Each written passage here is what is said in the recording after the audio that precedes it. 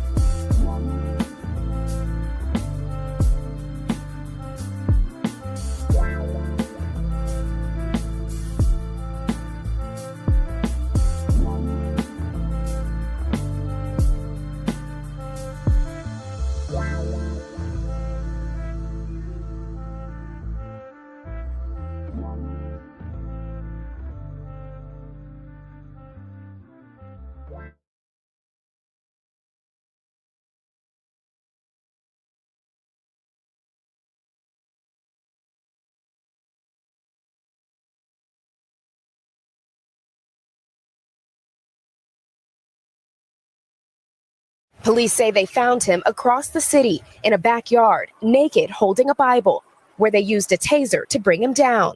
He said that he was Jesus, and there was really no reason whatsoever given. It was a completely random choosing of the victims. And was walking down the street naked when he spotted him. I think he said something about I'm a Christian soldier or something, and then we were like, what the F? He turns around and sees us, and that's when he, starts running at us full sprint, and that's when we get inside. APD says Nineker was holding a Bible, telling officers he was Jesus before officers used a taser to take him into custody. His mannerisms were erratic. He was saying that stuff about power of Christ compels you. Detectives say they're still trying to understand what drove Nineker's actions that day. We're still looking into the drug portion of it. He could have been under the influence of narcotics. It might not necessarily be all attributed to mental illness, so we're still investigating all of that. Walt, we're learning new details about this bizarre and tragic incident that sprawled across the town of Austin, but started right here at this Target parking lot. But today I spoke with a witness that tells me they saw Ethan get arrested in their neighborhood, but not before he charged at them completely naked. On Monday afternoon, Austin police say 32-year-old Ethan Nineker opened fire at a North Austin Target off Highway 183 and Olin, killing a Target employee in the parking lot. He then shot a grandfather and his 4-year-old granddaughter sitting in their SUV. The actions of the suspect showed a complete disregard for human life. Investigators say the victims, 24-year-old Hector Martinez Machuca and 65-year-old Adam Chow and his 4-year-old granddaughter were targeted at random. Nineker is charged with 2 counts of capital murder and 1 count of murder. Police say he stole Chow's SUV, crashed it minutes later, then hijacked another car. Witnesses described a trail of wrecked vehicles and a suspect determined to keep running. It was just a really bizarre Monday. It was just out of the blue. Brian Jones saw it all, literally from his front yard in a quiet South Austin cul-de-sac on La Casa Drive. Police say when Nineker got to the area, he ditched his clothes in a nearby porta potty. Jones says he then took a shower using a neighbor's backyard hose and was walking down the street naked when he spotted him. The documents show he told officers, quote, "I killed a man and a baby girl today in the Target parking lot because I'm Jesus."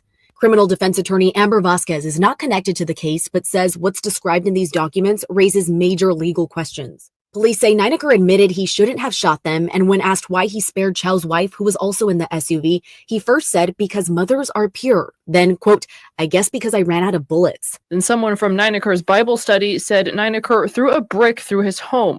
Police found him naked on Montclair Street, and he was tased and arrested. We asked police what his motive was. He said that he was Jesus, and there was really no reason whatsoever given. I'm your Brevard County community correspondent, James Sparvero. We have a little more insight now as to why the sheriff's office says a 22-year-old drove from Texas to West Melbourne to kill his own grandparents. The motive has been the big question in this tragedy. Last week before a judge, Jeremiah Campbell broke down as the judge read him his charges, including 2 counts of murder. Just like we saw him crying in court a week ago, this new affidavit from the Brevard Sheriff's Office says Jeremiah Campbell was sobbing uncontrollably and shouting a stream of incoherent words when he was arrested, too. It reads, after Mr. Campbell was detained, he made a spontaneous utterance saying that God told him to send his grandparents to him, and now Satan sees I am a valuable man of the kingdom. He wanted his grandfather dead. Last week, Terry French, whose granddaughter was shot too and survived, told me he lived across Washington Street from George and Mary White, who were in their 80s, for more than 30 years.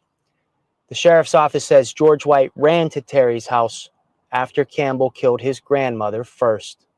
Best neighbor you ever know. Do anything for you. I hope we get close to an answer. That's the real question I want to know. Also available for public record now, there's a list of things that sheriff's deputies took from Jeremiah Campbell's grandparents' house. Included in that list, and it doesn't specify to whom these things belong to, but there's guns, prescription medications, and I also noticed a wig and a handwritten note that they seized. I've asked the state attorney's office about what's written on that note. As soon as they share any more in the investigation, we'll update this story again on News 6 and clickorlando.com. In Brevard County, I'm your community correspondent, James Sparvero, News 6. The image on your screen now is taking over social media tonight. It appears to show a shadowy figure that some say looks like a demon. A man posted the image to his Facebook page. Hold on. That sucker got wings and everything. Taller than the What boy taller than the street lights? I don't know, man. They said that deal going viral though on all over social media. But man, as you see, even down to the the one cat saying he was Jesus, the other cat killed his grandparents saying Jesus told him to send them to hell. And man, that's what I'm saying. The understanding of the Creator is very crucial in this hour. Like, again, what's going to stop you from pressing play? You swear it's Jesus talking to you. You swear you hear the voice of God and you led by the Holy Ghost. You did? I mean, I find it quite ironic that we talk about these things and then it's something in real time where people running around here claiming that they're a great man from the past, Christ or Jesus. And it lets you know that, look, they're under the influence of thousands of spirits, thousands of low-grade spirits. See what I'm saying? That's wild right there, man. You got this cat that's straight going to killing spree and say he did it because he's Jesus. The other cat straight drove from Texas to kill his grandparents. He said that God told him to send his grandparents to hell. See, without you knowing the character of who we call the Almighty, the Creator, the God Maker, then any inspiration that skips across your earlobes, you're going to jump out there third, and you're going to press play on it. Stop playing. We seeing it happen in real time. We even got, of course, y'all, if y'all been watching the channel for a while, we even got quote unquote bros saying they would kill their children or kill their loved ones if God, what they call God, told them to. See, we got another situation in real time. We still in the month of August. In real time, not even a couple of days ago, of men being influenced by thousands of dark forces, low-grade spirits, professing to be great men from the past. You dig? But how do you know? The message in the word, the character. See, the Creator never tell you to go off something, go kill something. So right off the bat, you know, you got to prove that because I've been commanded not to kill. You see? This thing is realer than you just going to pay your tithes and, run laps around the sanctuary and jump up and down till you pass out. Or this thing is deeper than you just putting on you some garments past your kneecaps. Standing on the street corners cussing out white folk. This thing deeper than your little local clergy or your councils of bishops and your Ursha boards and your forehead pats. This thing way deeper than that, man. You dig? These deities didn't run amok on humanity as a whole. You dig? Real spill. Now, as for this picture right here, I don't know. I don't know. That's crazy though. That's a winged entity taller than the street lights. Since then, it's been shared thousands of times with people debating, though, whether they see a demon or an angel. This is why Peter warned that Satan's objective is never to be benevolent, but always to be diabolical and predatorial. As he said in 1 Peter 5:8, your adversary, the devil, walks about like a roaring, devouring lion, seeking whom he may devour. So where my wife and I and the family were staying down in Florida this last week, down on the Gulf of America.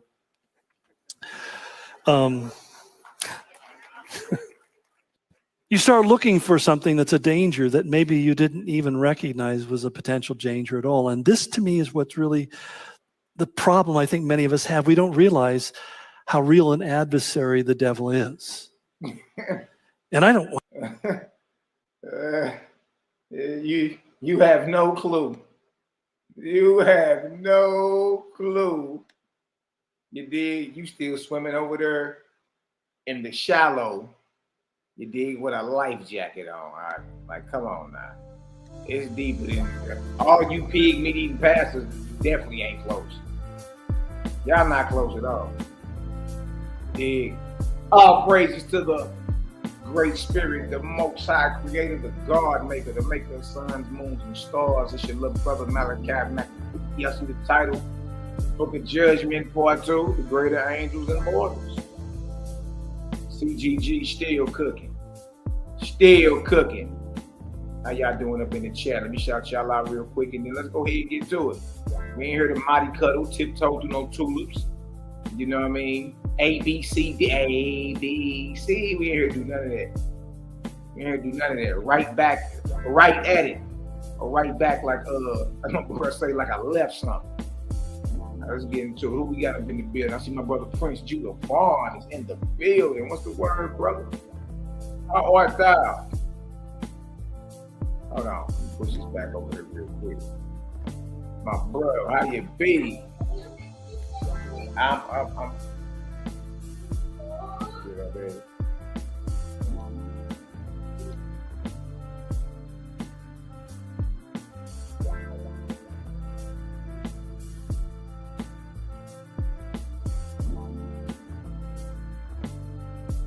Oh, with my brother Prince Judah Vaughn. Y'all gonna like, subscribe, share. My brother's very talented when it comes down to the music of things. The brother's an SNR. And the choir, the Ethereum choir. Got my brother C-Lot Shalom in the building. Gang. Y'all go like, subscribe, share. Go to the playlist and get your mind blown. You feel me? Shout out to my brother C-Lot Shalom Milwaukee Bible. What's the word? Love and light to everybody in the chat. Shout out to the haters, jaw jackers and naysayers. Yeah. We love y'all too. CGG is still cooking credit. Gang. Who else we got up in here? We got my sister Global Purpose is in the building. Says, keep sending me that info you be sending me. You be right on time. Right on time. Feel me? Yep. Right on for them words of encouragement too, sis. You already know what time it is. Who else we got up in the building? Let me see. We got my brother Yehoiakim Mikael was in the building. What's the word, King? How you be? Love and light. Love and light. We got Bishop X in the building. CGG FG Keezy. Oh, Daisy, baby. What's the word, bruh? Love and light. Yeah, man. Dude said he was Jesus. That's what he said. You know what I mean? That's crazy. And Trip Up has got the noodle knocking out there. No games. Huh? See, again, the message and the characters will never lead you wrong. Never lead you wrong. You feel me? Who else we got up in this deal? My brother Bronze. What's the word? Bronze Yoga report. Sir Bronze Yoga is in the building. What's the word? Love and light bombs to the chat, man. Y'all already know what time it is.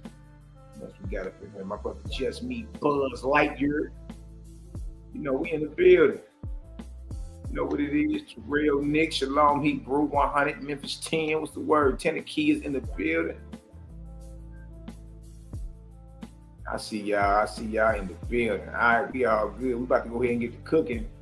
We about to read from the book of Sky Earth Spirit, though. We've been going into this book of judgment that's very, very revealing. Very, very revealing. You dig? And if any of y'all link with me on social media, I be sending out them reality of the spirit worlds every day. You dig? And just to be honest with you, man, it's a plethora. Is that how you say that? Is it plethora or plethora? One of them. Y'all know what I'm saying. Masters of the King's English or nothing, but it's a gang of jewels in this deal, man. I gotta keep it solid and funky across the backboard, man. Gotta keep it across the backboard, player. Hey, it just is what it is, you dig? So no need to spill your coffee, spill your yak, start foaming at the mouth. You know what I mean? Being so offended, you're blowing your drawers out and none of that. Just, tap in with your bro and let's walk. Let's walk and eat, you feel me? So I'm gonna give a brief synopsis on what that is. Then we're gonna jump to this book of judgment. We're gonna talk, we gonna talk turkey. We're gonna talk plant-based. Let me say, we're gonna talk plant-based. You know what I mean? All right, let me drop that down just a little more. I think about right there is cool. Dang.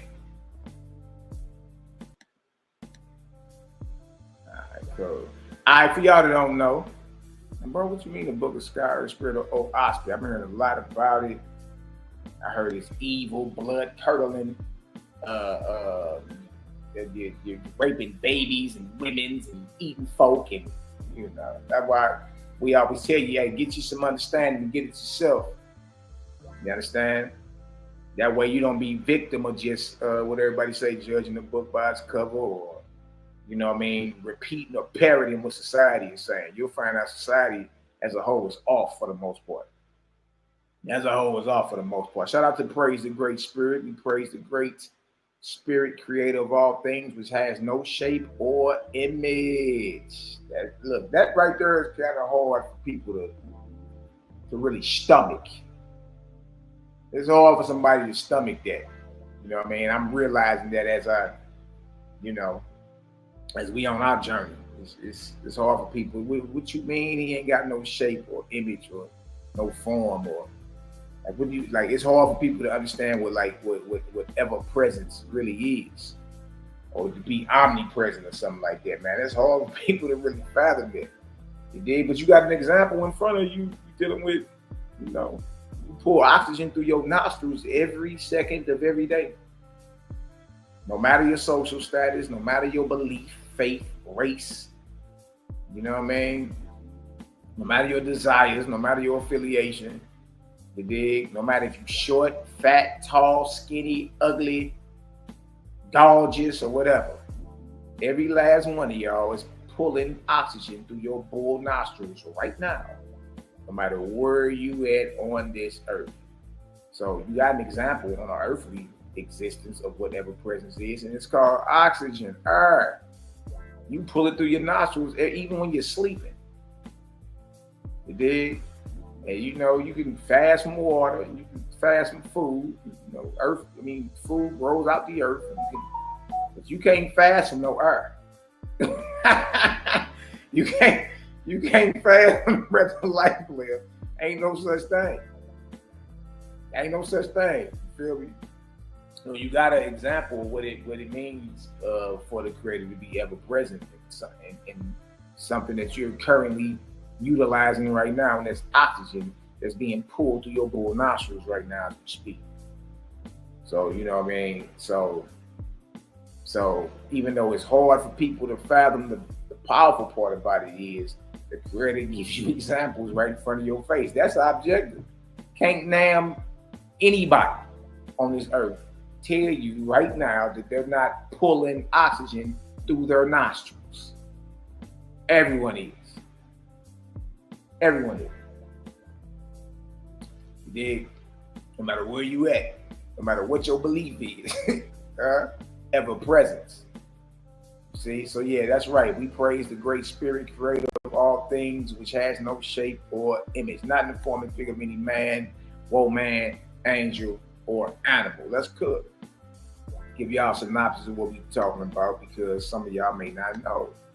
All right, so when something is practical, that's something that you can actually put into practice. You can put your hand on it, you can observe it. You understand? You can take the jewels and adjust and adapt on the fly on your spiritual journey. So it says, OSP is a practical guidebook to the spiritual life. Okay, nothing evil thus far. It's in modern American English. And then it goes into, a little synopsis of what it's about. It says, you have a corporeal body and a spiritual body. Hear me, and I will open your understanding. I come to free not only the corporeal, the corporeal is physical. Corpore is what makes up your physicality, physics, right? I come not only to free the physical man or the corporeal man, but the spiritual man. So what systems and order are in place that enslaves your inner man or your spirit man? Yeah. And trip off this. That war right there, that bondage right there is even more crucial than physical bondage, because you could be spiritually bound and not even know it. You over here just exuberant and, tiptoeing through the tulips and falling down the hill like a little house on the prairie, just plush meadows. You don't even know you at the kneecaps of a false god, a deity that's playing God. You dig? There are plenty of systems set up by these false gods that are specifically designed to enslave your spirit man, your inner man, the real you. And these systems were already in play by the time you pulled your first breath of oxygen through your nostrils. Huh? This is about freedom on all levels. The Creator is not down with any type of bondage, no way, shape, form, or faction. So even if you like, I can't wait to have my slaves, no, you're still off. Creator ain't down with no type of bondage, is ugly. Look what it says. It says, yet with your freedom, you also attain to responsibility. Huh? That's the thing. Negro don't want to be accountable about nothing today. He just wants things to unfold the way he wants them to unfold. Yet with your freedom, you also attain to responsibility, so that sooner or later, so now we're dealing with what, y'all? We're dealing with time. We ain't dealing with an if. We dealing with either you gonna hurry up and get on your good foot about this, huh?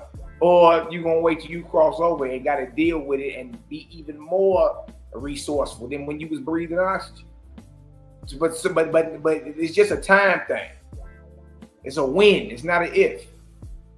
So all you men who fancy yourselves as, you know, our enemies, and all y'all gonna be over here one day, right over here. Like, man, yeah, I'll praise Creator, man. You was right. Hey, look, it's all about what's right, not who's right. So notice what it says. It says, so that sooner or later. That means y'all look either closer to now or then.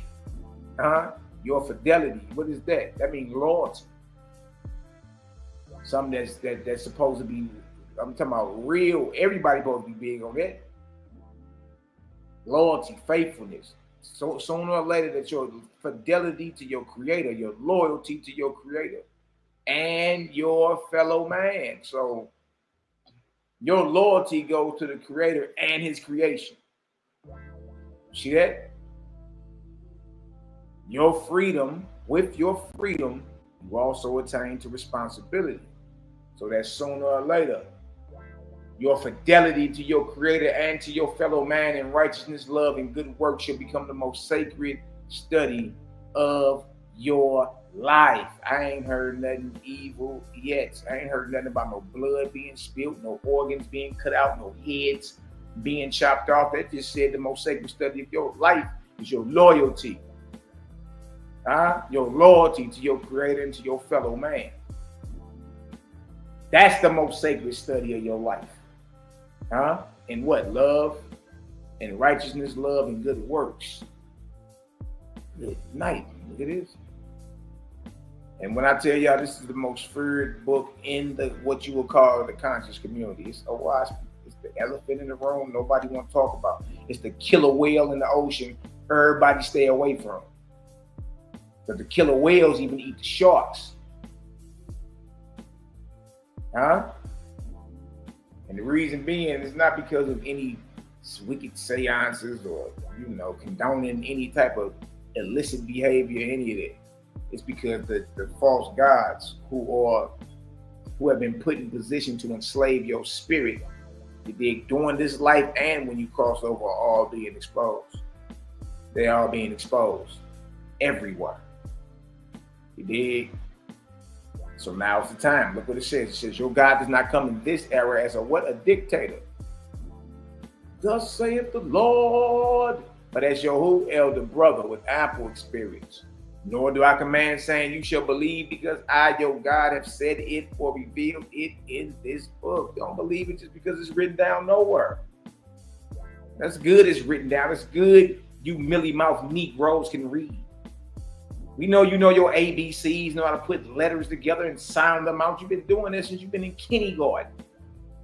We know this. The problem is when you turn into an automat, a robot, and think you're supposed to have a battery in your back and believe whatever somebody decided to write down anywhere. Anywhere.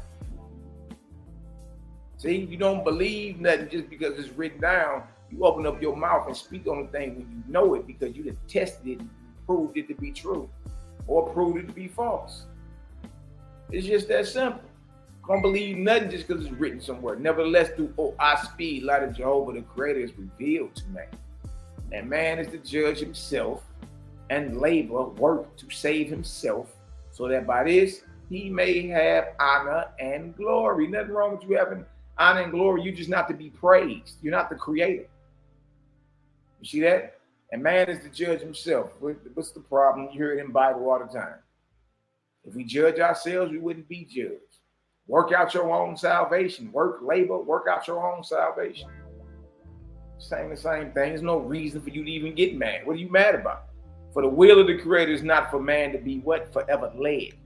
So you're not supposed to be in sippy cup mode your whole life. You know what I mean? We ain't supposed to be A, B, C, D in you little Negroes. Hold your hand. You know what I mean? Look both ways for you walk across. No. The will of the Creator is not for you to be forever led. But for man ultimately to have the light of practicing good works organically, meaning organized. In full sincerity from what? A short legger, a short runner, from infancy up. Man, you shouldn't, look, nobody listening should be angry or mad right now. Calling yourself foaming at the mouth about nothing you just read. You can't even disagree with that. There's nothing to disagree about. What you just heard, you ain't disagreeing with that. You probably like, oh, okay, yeah. Disagree with nothing like that. Ain't nothing evil, blood curdling. It ain't none of that. Right, so that's a basic synopsis about this. Now we can keep going a little bit. OWASP is a primary, and when we be having these debates and sit downs and what else, presentations and you know what I mean, hot seats and interviews. Y'all just realize this, man. That we really be the only ones. we really be the only ones at these little debates or dialogues with a primary source. OWASP is a primary for the information that's in it. You know what I mean? And this is right on the cover page. It offends people, but I mean, hey, it's just a book with some words. Check it out. If it don't resonate with you, don't deal with it. It's just that simple. You know what I mean? It's just what people don't like is the gang done jumped out here and pressed play on it and put it into action. We know what it do. Like, it ain't nothing. Ain't nothing for us to play ball. Easy money. And see, the world know that. They don't like that brothers is confident and, bow-legged in the shoulders with it. Like, nah, y'all not about to, you ain't about to take all this light and dim it just because somebody offended. So what? It don't mean nothing to us. What that mean? If you got something higher, bring it on out. If you got something higher, get up in this ring then. Right? Now look at this. It's a primary for the spiritual and practical enlightenment and development. For the spiritual and practical enlightenment and development of individuals, groups, and humanity. Good night. So yes, it's beneficial to Israelites. Yes, it's beneficial. See, what you don't like, what I found out is this, man. Bros don't like the fact that it's not exclusive just to you. You dig? Nah, it's inclusive. It's beneficial. What we bring it out is beneficial for individuals, groups, and humanity as a whole. So if your system in order, your spiritual system ain't even attempting to rock on that level, then you already ain't dealing with nothing. You understand? That's condoned by Creator. Let me say it like that. For their glory and happiness, and for the glory of the whole. In the words of Jehovah, however you say it. In the words of the Creator and his angel ambassadors. Woo! Being a Cosmon Bible, a current, present, this era, this current arc cycle. Being a Cosmon Bible. What does it contain? Malachi, a history of the dominions of the higher and lower heavens on the earth for the past 25,000 years. What is we even talking about then? If the biblical timeline started in 3761 BCE, they just, according to the biblical calendar, the Hebrew calendar, it's the year 5786. Since Adam, it ain't even been 6,000 years since Adam was created, according to the Hebrew calendar. The current year is 5786.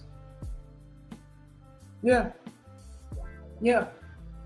Not even 6,000 years. This right here is 5 times that and longer for the past 25,000 years, being from the submersion of the continent of Pan in the Pacific Ocean.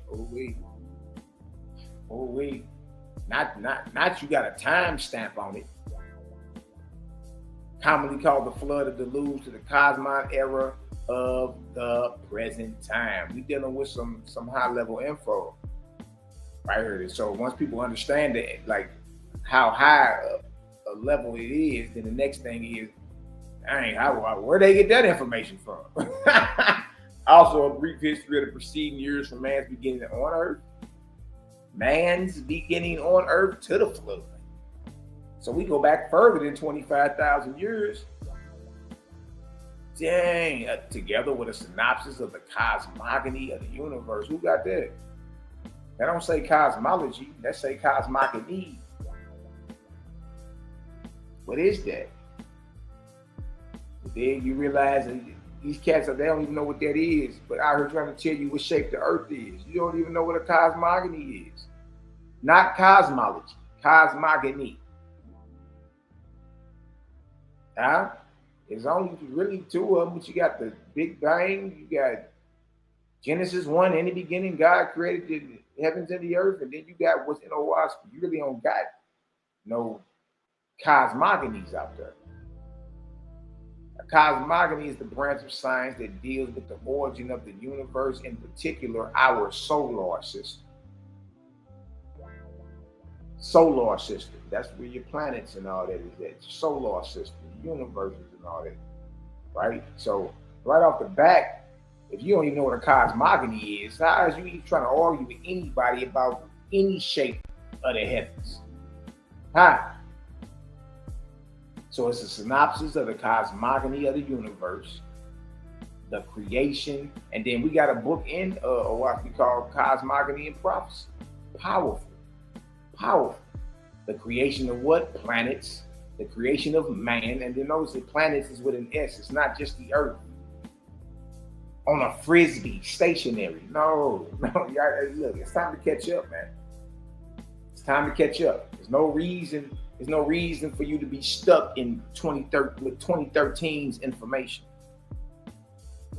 It's time to elevate and take it a little further than what it is. All right, they say the creation of planets, the creation of man, the unseen worlds, spirit worlds, labor and glory of gods and goddesses in the heavens of the earth, that's the atmosphere, and in the Etherian heavens above them. What I'm saying is, if you got something that can match that, bring it to the flow so we can go ahead and test them against each other and see where the higher light at. You see? That's all we on. You feel me? All right, so now we got us a synopsis. If y'all got an understanding over a basic synopsis or summary of what the OWASP is about, y'all drop a 12,000 in the chat. Let's cook. We going back to this book of Judgment. But we're gonna start back in chapter 2. We're gonna read on in a little taste. All right.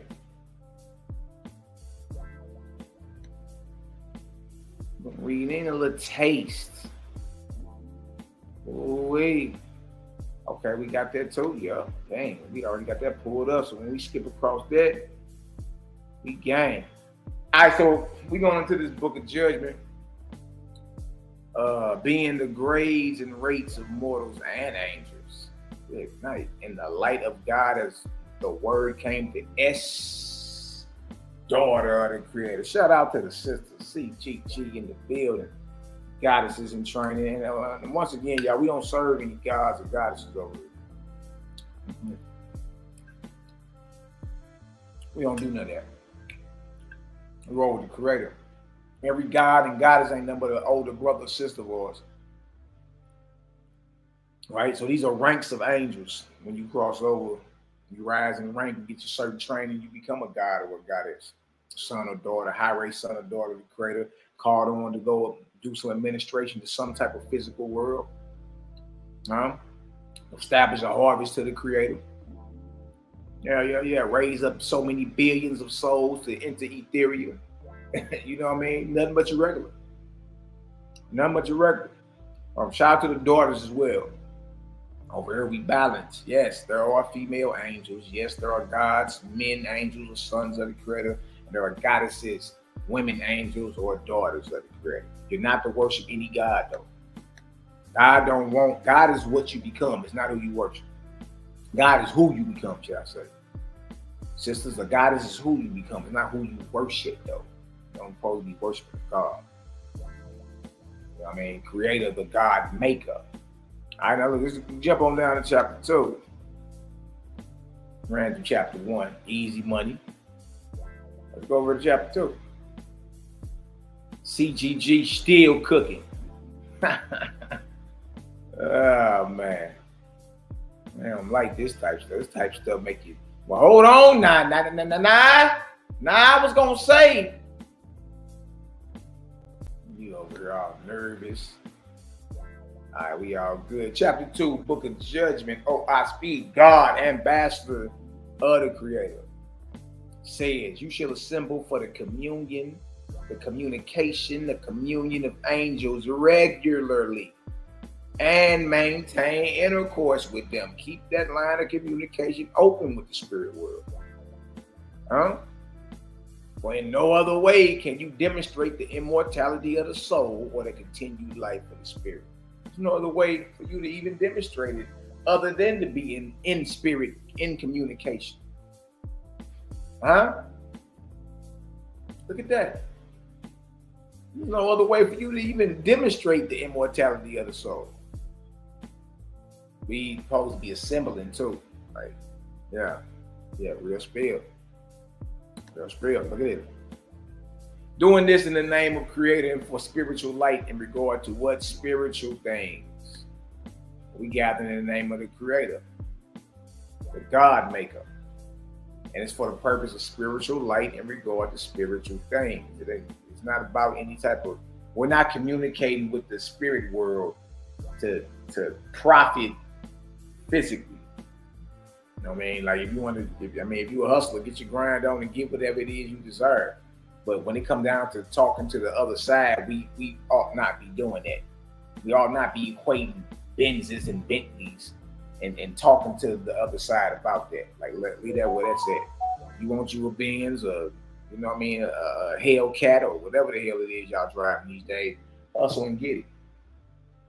You dig? But keep that talk out your mouth when you over here communicating with angels, ancestors, spirits, whatever it is, whoever it is you claim you're talking to today. You dig? You got to separate the carnal from the flesh. You know what I mean? You got to separate that. Or should I say the spirit from the flesh? Excuse me. Look at it. Whoever consults the spirits for earthly things shall what? Fall in darkness. See, so we only supposed to be rapping with the other side in regard to spiritual matters. If y'all understand that, drop a 9,000 in the chat. You only supposed to be rapping about spiritual matters. Not supposed to be tapping in, ding, ding, ding, tapping on in, and you want to know about the Powerball numbers. You want to know if which Benz truck should I get? Should I get the SRT, the Scat Pack? Should I get the Challenger or the Charger? What should I do? For one, that type of talk ain't supposed to be happening. Again, if you want them things, go hustle and get them. You dig? But if you're gonna open up your mouth and talk to the unseen realm, it better be about spiritual things and spiritual light. Spiritual light, not darkness, because this spirit of darkness too, in regard to spiritual things. All right? Like it's just giving you a warning about how the spirit world works, man. Everybody claim they, you know, they've decalcified their pineal gland, and you've been sleeping with, you know, crystals in your pillowcase, and you know, you've been humming and doing all type of, and everybody has claimed to elevate and decalcify the pineal gland, the third eye's open, and you've been drinking liquid gold, and Nick Rose been, you know, you've been doing your thing, supposedly. You know what I mean? But I ain't really heard no basics about nothing. I just been hearing all types of just misinformation. And people out here selling spirit to you. And you just as confused. You don't know nothing about nothing. Oh, so-and-so told me to walk around with this thing in my pocket. Boy, do you know what to say and do if you skip across this dark entity right here in your dreams, or if you cross over? What the hell you supposed to say? What you supposed to be doing with this crystal in your pocket? What is that gonna do for you? See, you really ain't being schooled about the other side. It's people just selling you a whole bunch of misinformation. And when you're done, you just as confused as when you started. I know all about the New Age movement and all that. Know all about it. And the same things they was popping 5 years ago, they're not popping today. It fizzled out like a dud on the 4th of July. That's what happened. It fizzled out. Because there really was no type of practicality to it. It's really no system in order. You just sit there and meditate, and it put some crystals in your pillowcase, and drink you some liquid gold, and I hope your pineal gland has been decalcified. And how would you know? I don't know. Your sleep been regulated, but I've been sleeping better lately. I see all type of different colors when I look at the wall. How do you know? Look at this. But when you assemble, let no man or spirit be a spectator to others. We get together, you know what I mean, and we decide to tap in, get on one accord. Nobody's supposed to be over there to spectate, twiddling their thumbs. We all have something to add to this spiritual offering. You understand? Whether that be, it can be a poem, it can be some music, it can be some dance. You know what I mean? It can be a word of prayer, prophecy, whatever. Whatever. You know what I mean? But when you assemble, let no man or spirit be a spectator to others, but as all men labor in the field to gather the harvest, so shall all members in the assembly by prayer or by music contribute a glory to the Father. See that? Makes sense. This is not difficult. You dig? The deities, you've been in so much agreement with these false gods, this thing has become a part of you. This thing has become a part of you. See? Watch this. Remembering that the humblest prayer, even with weak words, if given with a full heart, is as strong to the Creator as the best oratory. Remember that. From all men, the Spirit shall pour forth to the Father in praise, according to what has been created to it. Nor is more required of any man. That's all, man. I like how, the responsibility and onus is on you. I own that deal, boy. It's kind of on fire, boy. That deal fire. Good night. From all men, the Spirit shall pour forth to the Father in praise. All men, not some men, the people you like, you don't like, according to what has been created to it.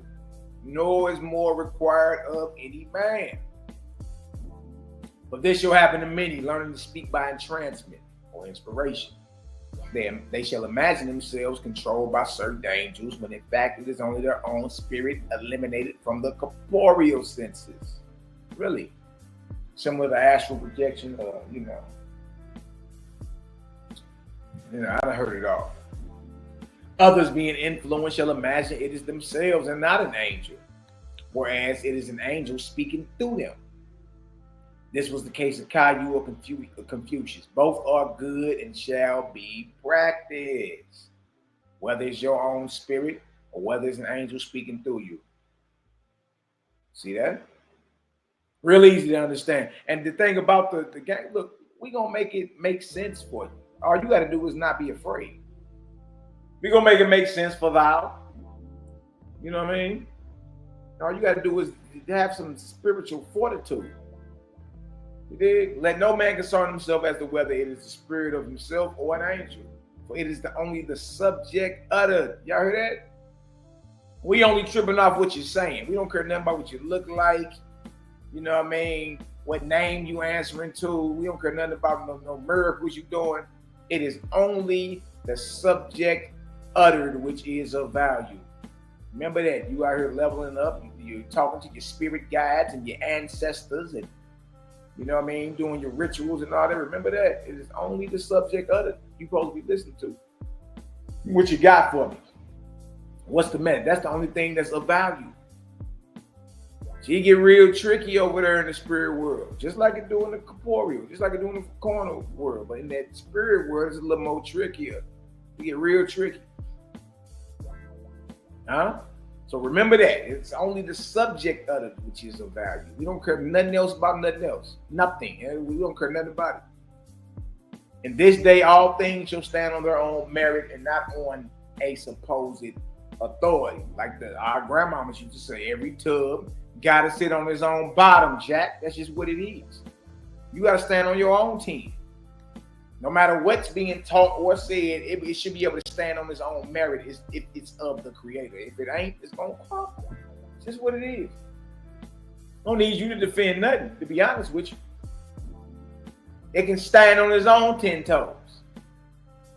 Huh? And let him who speaks with his own spirit not judge others to be the same, nor yet the reverse of this.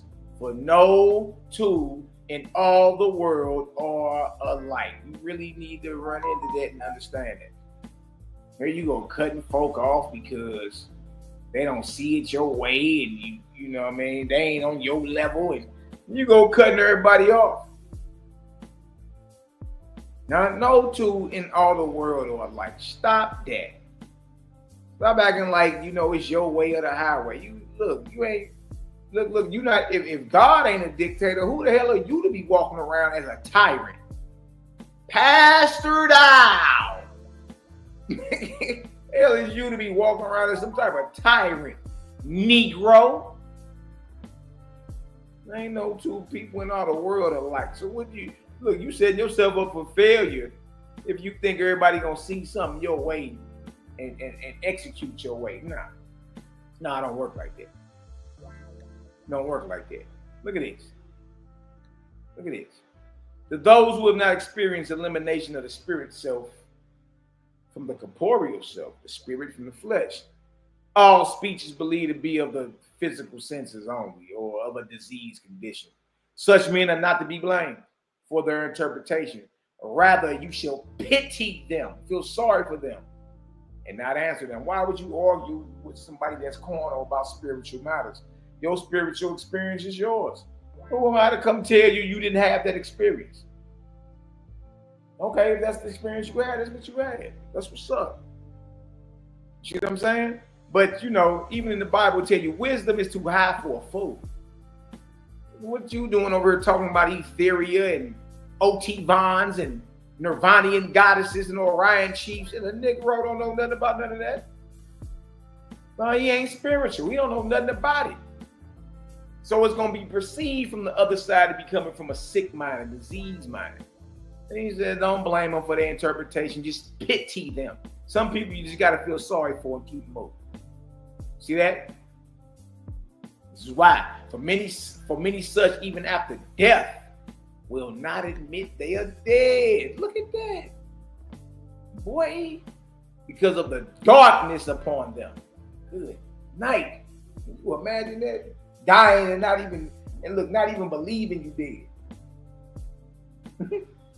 Won't even admit it. Hell no, I ain't dead. What? But that's how much darkness be upon folk, man. You see what I'm saying? That's how much darkness. Dang. So look what it says. Being that there are people who won't even, after death, who won't even admit they are dead. Notice what it says. So it is wiser for the spiritual minded to keep to themselves. especially when communing with the Creator and his angels. Look at that. It's better that we as the gang do this amongst ourselves and not put an ad in the paper and invite every damn body into your communion with the Spirit or communion with Creator. Nah. It's wiser for the spiritual minded to keep to themselves, especially when communing with the Creator and his angels. For a greater wonder than these will follow. Some will enter the trance of the first resurrection and go in spirit, out of the body, but only subjectively. So he's dreaming. Others will enter the trance. Others will enter the trance of the second resurrection and go in spirit, out of the body, objectively, like it really happened. Right? And the first shall not believe the second was other than like himself, going only subjective. For I've created alike no two men in all the world. I have created alike no two men in all the world, says Creator. Huh? See that? No, so stop it because somebody that don't bend to your world, to your world view. Huh? Stop acting like that. Oh, because he ain't bending my world view. The Creator ain't create no two men alike in all the world. Even after death, many are not capable of entering the second resurrection objectively. He who is subjective, he who is in subjective state speaks and writes from the earth, looking upward. Huh? He who comes of the objective heaven speaks and writes as one come down from our kingdoms to the earth. And when you read our speech, especially the big blue, you get into them books that were the upper books, Serpentio Meej, Fergopity, Lika, S, Daughter of Jehovah. Those books are on top of lower books. You dig? So you'll read about the heavenly record and then what was going on the earth at the same time. And it's written from the heavens down. Straight up. It's wild how it's written. It's like, dang, that's deep. Look at this. 14. Two conditions will manifest. Two conditions will manifest. Subjective spiritualists, which affiliate with the world's people, being deniers of the ever-present person. And they will pursue earthly vocations for self's sake. But objective spiritualists, that's what the CGG is. Great again. We're objective spiritualists. Being those who live for the spirit's sake, will be faithists, believers in the ever-present person, Jehovah or the Creator, whom they will worship not only in words, but by denying, abjuring self, and uniting themselves in brotherhoods for the sake of doing good to others. These latter, the objective spiritualists, these latter are the chosen people of the Father of the Cosmon era, and they will become supreme in all the world. Backdrop, what is we talking about? So it's it's an honor to be able to talk about the Creator with folk you know and people you don't know, complete strangers. You know what I mean? Because the prophecy is what? We're going to become supreme in all the world. Those who what? Who are faithists, those who have unwavering faith and unwavering conviction in the omnipotent, all-powerful, all-knowing, filleth all space and place, and yet unseen in the form and figure of a man, woman, angel, or animal, all about love, life, and liberty, happiness to all, out the sacrifice of any. Go visit the sick, help the distressed. That's what Creator is about. Practice, not all this. Look at this. Look at this. See, we learning today. That be the thing. You're supposed to tap in and learn something. And then take that and apply it to your journey. Apply it to your journey. What else is we doing out here? Studying wind patterns? Like, what are we supposed to be doing? These three peoples, the world's people, the believers, and the faithists, have existed in all ages of the world, of them all. Only the faithless practices harmony and good works. Both of the others are resistants, quarrelers, warriors, disintegrators, and breakers down of all things. There's only three sets of people that exist in all the world, in all different ages of the world. It's the world's people, believers, and then there's those that's gang, faithless, man. Look at this. Look at this. What you think it's a game? What you think we playing? Look at this. What do you mean a faithless, Malachi? Look at this. Yet the faithless, having faith in the all person, shall ultimately possess the whole earth and make it a paradise of peace and love. What a prophecy, boy.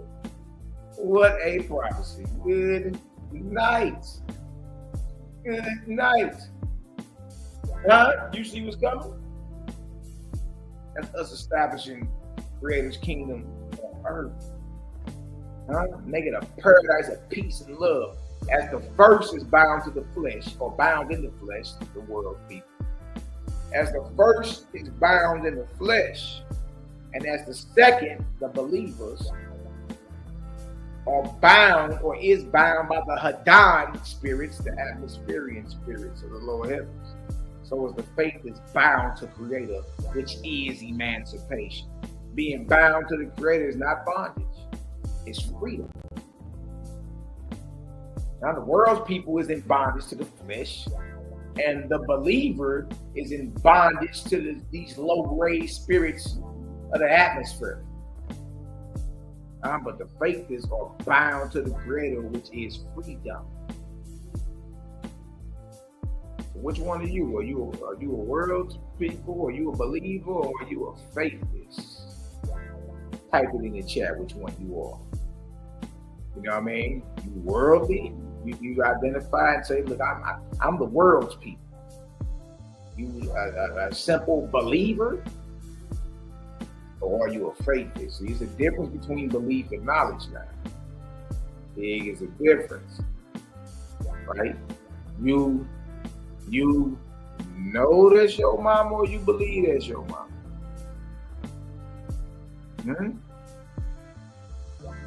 You know that's your daughter, you believe that's your daughter. You know that's your son, and you believe that's your son. You see the difference between you having a belief. So you got the world's people, right, which are bound to the flesh. You got the believer, which are bound to these low-graded spirits. And then you got the faithless who are bound to Creator, which is freedom. Yeah. We the faithless.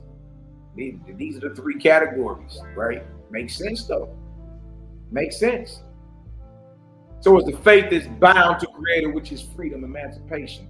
As the second, the believer can commune with the spirits of the first resurrection.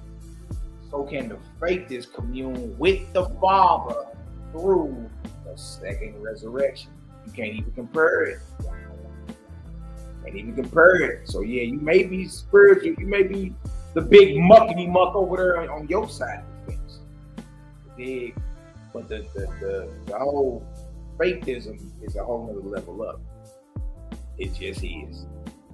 It just is. Let's keep going though. Look at this. Look at this. Hold on. Because I can hear people now. Well, Malaki, what about I can hear you now.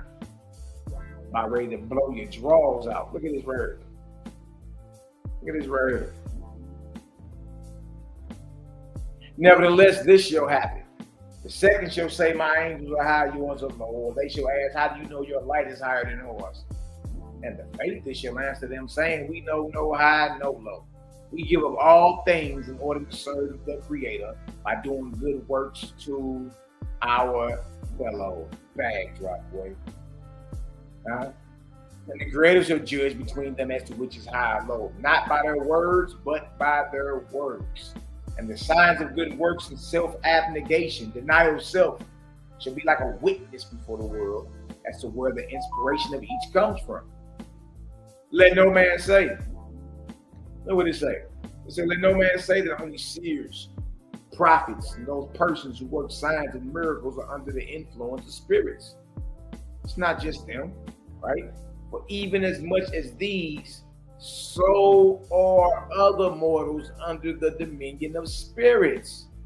Yes, the infidel, the nigga who don't believe, the disbeliever, the philosopher, the lawyer, the judge, the preacher, the fanatic, and all others are more controlled by the spirits of the dead than by their own personal spirit. Ball game. Leave me alone. Leave me alone, man. Don't just be thinking, you know, it's just the prophet or the seer or your pastor. Huh? Man, history tell you the infidels are under the spirits of the dead or influence of the spirits as well, and they are under more control by the spirits of the dead than by their own personal spirit. Wow. And the more, look what it say, and the more man's spirit is wrapped up in his own corporeality, the more he is subject to vampires and spirits of darkness. Good night. Good night. Well, this deal go hard. I know some may be offended or whatnot, but this, man, listen to me, man. This deal is on another level with it. Nor does the philosopher. Look at this. Nor does the philosopher know whether his ideas, Aristotle, nor does the philosopher know whether his ideas come from the Creator or from the spirits of the dead. Whoever has witnessed and knows in truth that he has seen the spirits of the dead, that knowledge is impregnable or irrefutable. And whoever has entered the second resurrection, even though in mortality, that knowledge is irrefutable. But whoever has found the all person or the Creator, his knowledge is greater than all. See, that's why I be saying we're in a great position, man. You know, it don't seem like it at times. But look, CGG, we in a great position. But whoever has found the all person, his knowledge is greater than all. And none below him can judge him. Neither can any man attain to this knowledge till he has passed through the other two conditions. What other two conditions? Being of the world people and being a believer. You see, you can only attain to what it is once you become a faithist. When you have a full-fledged, unwavering conviction in your maker, the Creator, the God maker, the maker of suns, moons, and stars, not in the form and figure of any man, woman, angel, or animal. That's very important. You can't even attain to this knowledge until you blow through those first two conditions, being of the world people, just being a mere believer. It is. I know. No man knows the Creator unless he has proven the communion of spirits. Hold on. Some of y'all more sensitive to the spirit world than others, right? But notice what it says. Let's see something real quick. Make sure I got this chat together for y'all. Hold on one second. Dang. Notice what it says, though. That you don't even know the Creator unless you've proven the communion of spirits. Good night. Check the chat out. Make sure we good. Yeah, man, I think YouTube and switch their algorithm up or something. There's all types of weird symbols on the top fans and purple crowns on this deal. You're like, man, what is this? Make sure y'all hit the like button, y'all. Hit the like button. Okay, we're good. I bet. So know what it say.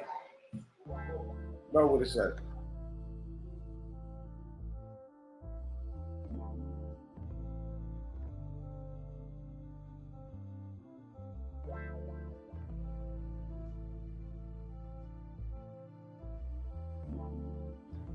says. It says, no man knows the Creator unless he has proven the communion of spirits. Neither can any man rise to the second resurrection till he has risen to faith in the all one creator. Ball game, man. What are we even talking about here? So some of y'all have been in communion with spirits and all that. You talk with your inner man. You know what I mean? Or even if it ain't just your inner man. Like some people have that ability. They real sensitive to what's going on around them. Like it's saying if you ain't proving the communion of spirits like with yourself, there's no way possible you can ever create. Greater is the great spirit. And you can't rise to the second resurrection until you have risen to faith in the all one creator. See that? Notice what it say next. Nor shall the Brahmin, the Mohammedan, the Buddhist, or Christian join the second resurrection on earth or in heaven. Dang, look at this. Look at this. But they do not have the doctrine of unity. No unity, right? They are as a house divided against itself. Their colonies and communities shall fail in all cases. Good night. Look at this right here. We sent this out today.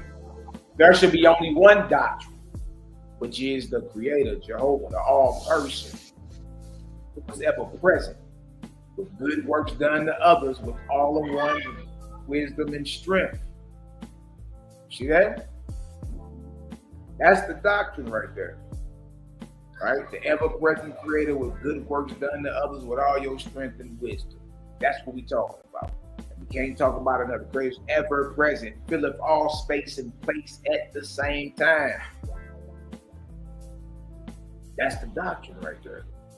The ever-present Creator and good works done to others with all your wisdom and strength. Look at this. And this shall prevail with the young, whom as orphans and castaways you shall gather up in infancy, founding them in the light of the Creator, teaching them from the start, sing and pray to Him in reverence, fear, and joy, so that He may be glorified in their purity and good works.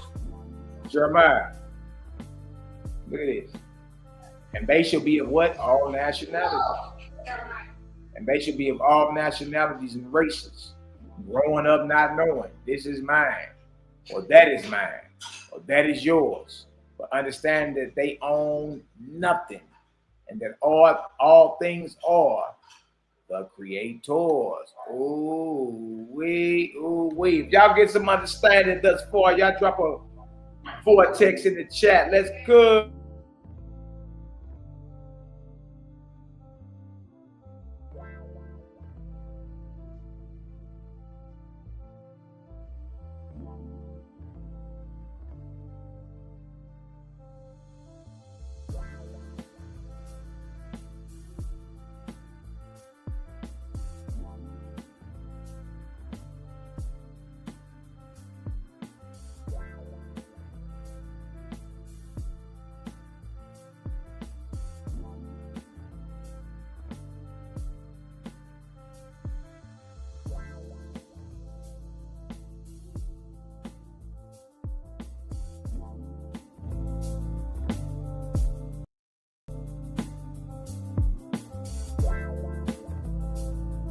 Yeah. I see them voices in the chat.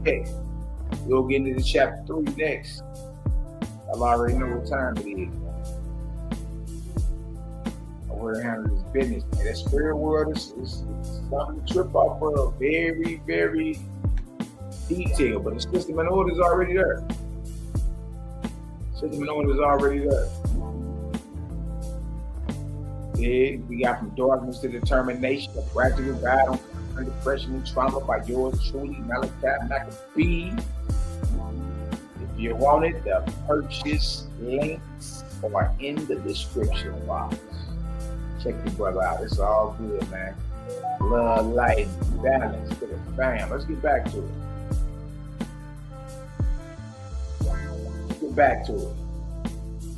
Playing. What you think it's a game? What you think it's playing? Your phone won't let you vortex. That's Dang. Okay, I see y'all in the building. I was getting to it, chapter 3. Book of Judgment. It's the Book of Judgment, part 2, the grade of angels and mortals. Chapter 3, Judgment, or I speak. The judgment upon the Brahmins, the Buddhists, Christians, the Mohammedans, the Muslims, the Confucians, the Jews, and all other people on earth in the words of God. Good night. Okay. All right, let's cook then. Let's see what's what. Do not think, oh man, that I am insufficient to the times and seasons. Dang. Do not think, oh man, that I am insufficient to the times and seasons, or say that God spoke in the dark days of the earth, but latterly holds his tongue. But latterly holds his tongue. Behold, I am your elder brother, even as a captain of the earth and her heavens for a season, as I am, even so were my predecessors in the time of the ancients.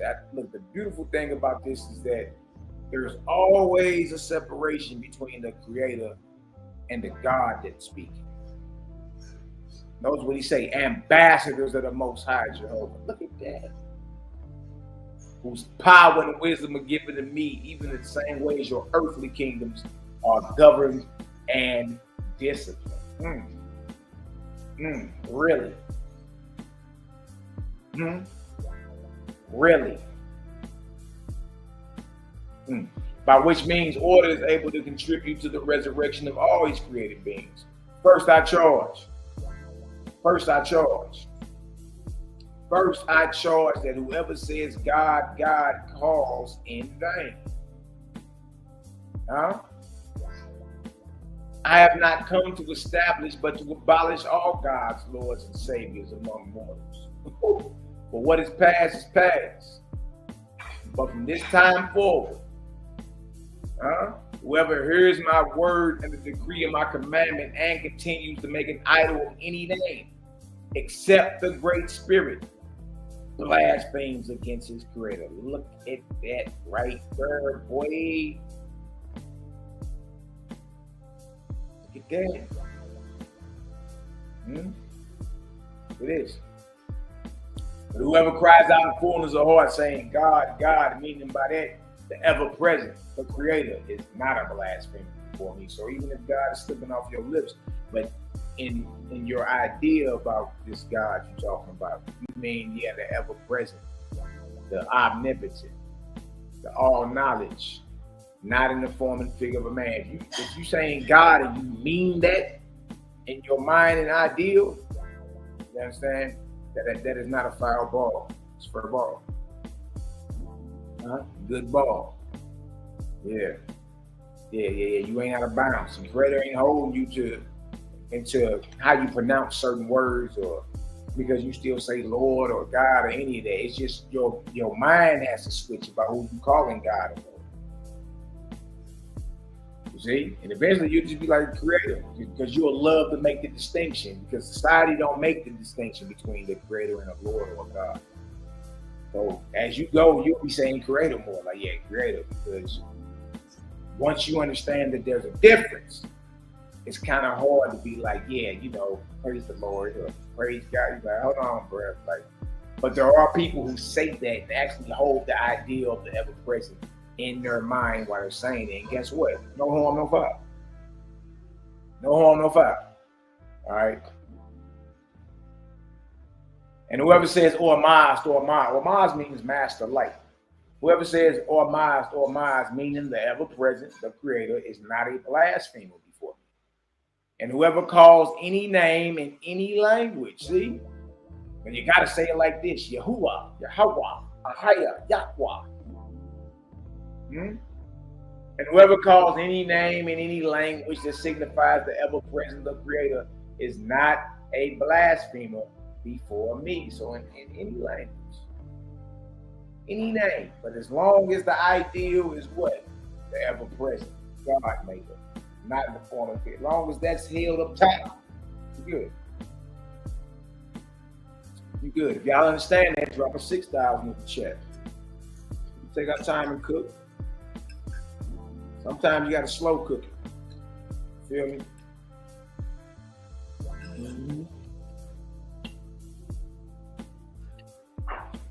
You understand that if God or Lord is still coming off your mouth, but you hold up top the ever-present, the all-powerful, the all-knowledge, not in the form and figure of man. If you hold it up top, you are not in violation. If you understand that, drop a 6,000 in the chat. Easy money, man. Easy money. Let's see where he at. Hold on. Oh, wait.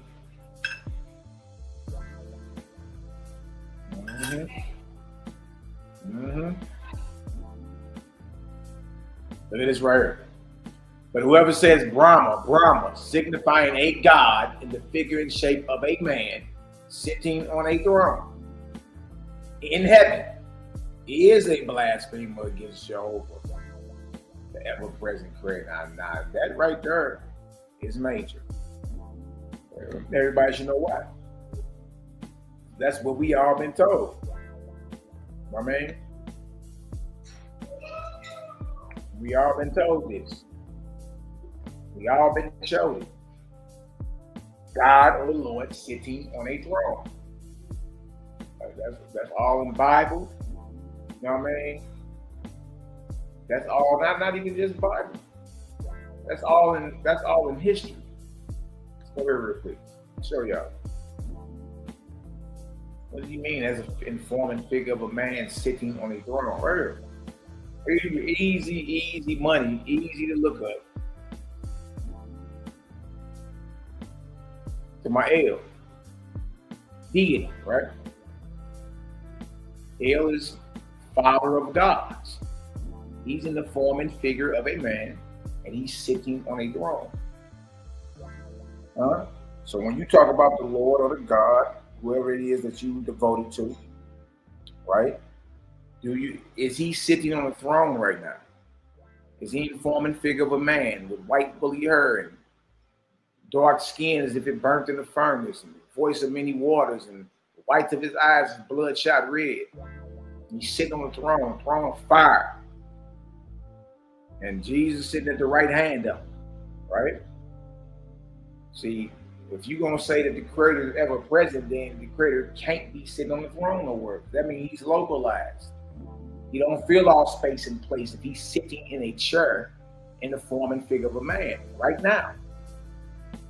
That's not ever present. El is not ever present. This is supposed to be biblical God right here. It's supposed to be El Shaddai, El Elyon. Right here. This is El. Notice El is in the form and figure of a man. And he's sitting on a throne, right? Not a game. Like playing, like this is what it is. All right, notice what it says over here. Originally a Canaanite god, a Canaanite deity known as El, the supreme god of the ancient Canaanite religion, and the supreme god of East Semitic speakers in early dynastic period of Mesopotamia. Among the Hittites, El was known as El Kunrisha. Now look at this. All this is about El. Ishmael, Israel, Samuel, Daniel, Mikael, Gabriel, Jabril, Bethel. All named after this guy. He's in the form and figure of a man sitting on a throne. Really? Malaki? No, he got children. One of his children, look at El's genealogy. Hold on. Other names, Adonai Lim. Abode, what does El live? El lives, or his abode is Mount Lel. What is El's symbol? The symbol of a bull, really? Where is El's region? The Levant, particularly Canaan and Anatolia. El's genealogy. So El is a man. I've been telling y'all. I'm telling you El is a man. We've once been telling you this stuff.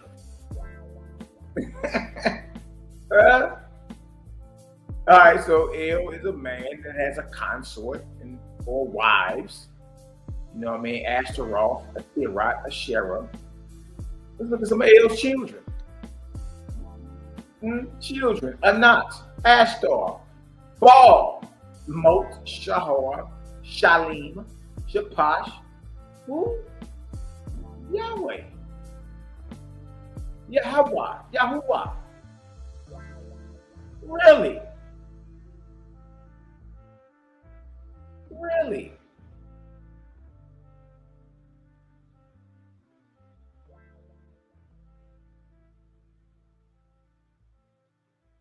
Yahweh or Yahweh, Yahuwah was an ancient or even a higher, because you just putting that name with the Lord that you read in the Bible. It's the same thing. If the character don't change, it don't matter what name you say. Yahweh or Yahweh was an ancient Semitic deity of weather and war in the ancient Levant, the national god of the kingdoms of Judah and Israel. What? Huh? The national god of Judah and Israel. There he is right there. There go Yahweh or Yahweh. You know the Canaanite script. That's the right here above the bird. That's the Yad, Yah. That's the Hey or the Ha. And to the left of Yahweh's mullet, you got the Y. Yah, Ha, Y. Some say Yahweh, Yahweh. But that's Yah, Ha, Y. That's Yahweh. Look at him though, in the form and figure of a man with a cane go on. Huh? Sitting on a chair. A chair with some wheels on it, boy. God on the winged wheel coin. Hebrew. Look where Yahweh lives. Edom. Really? Sinai. Dang. Hebrew Torah, Samaritan Torah, Hebrew Bible, Christian Bible, ancient Canaan, ancient Israel, ethnic group, Canaanites, Israelites, parents, El, and Ashara, Canaanite religions. These are Yahweh's parents. Reason why El gave Yahweh an inheritance in Genesis and Deuteronomy 32. Gave him an inheritance. That makes sense. Fathers give sons an inheritance. You see that? So we see we got it to where the gods are they all sitting on thrones. Feel me? Now that we know that and we see that, and even when you go to the Bible, Daniel 7 and 9, I beheld the thrones were cast down, and the Ancient of Days did sit, whose garment was white as snow, and her was like the pure wool. Revelation 4, 1 through 5 goes into the throne room. God sit on the throne, Jesus at his right, the Lamb. Ezekiel saw him, Isaiah saw him on the throne. They all saw him. Sitting on the throne in the figure of a man. See what I'm saying? So let's get back to this. Let's get back to this. Easy work. Easy work. Easy work. So look at this. So now that you know.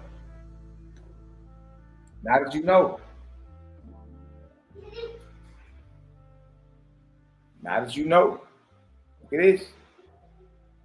But whoever says Brahma, Brahma, signifying a God in the figure and shape of a man, sitting on a throne in heaven, is a blasphemer against Jehovah, the ever-present, the Creator. So, holding in your mind that the maker of all is in the form of a man sitting on the throne, y'all, that's blasphemy. It's blasphemy. Ask your people, is the one we call God and Lord that we pray to, is he currently sitting on a throne in the form and figure of a man? Until we get to the bottom of that, you know what I mean, it's gonna always be confusion, right? Once man understands that the Creator is not in the form and figure of man, he's ever present, unseen. So whoever it is that whoever saw Enoch, Elijah, Ezekiel, Daniel, Isaiah, whoever saw John the Revelator, and it was on the throne, it's not the Creator.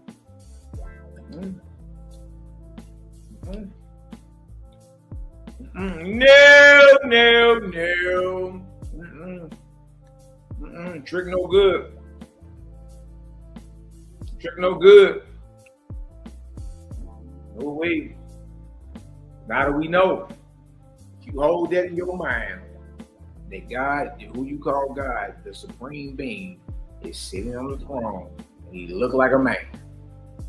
If you understand that, if you hold that in your mind, and you saying God, if you understand that that's blasphemy against the Creator.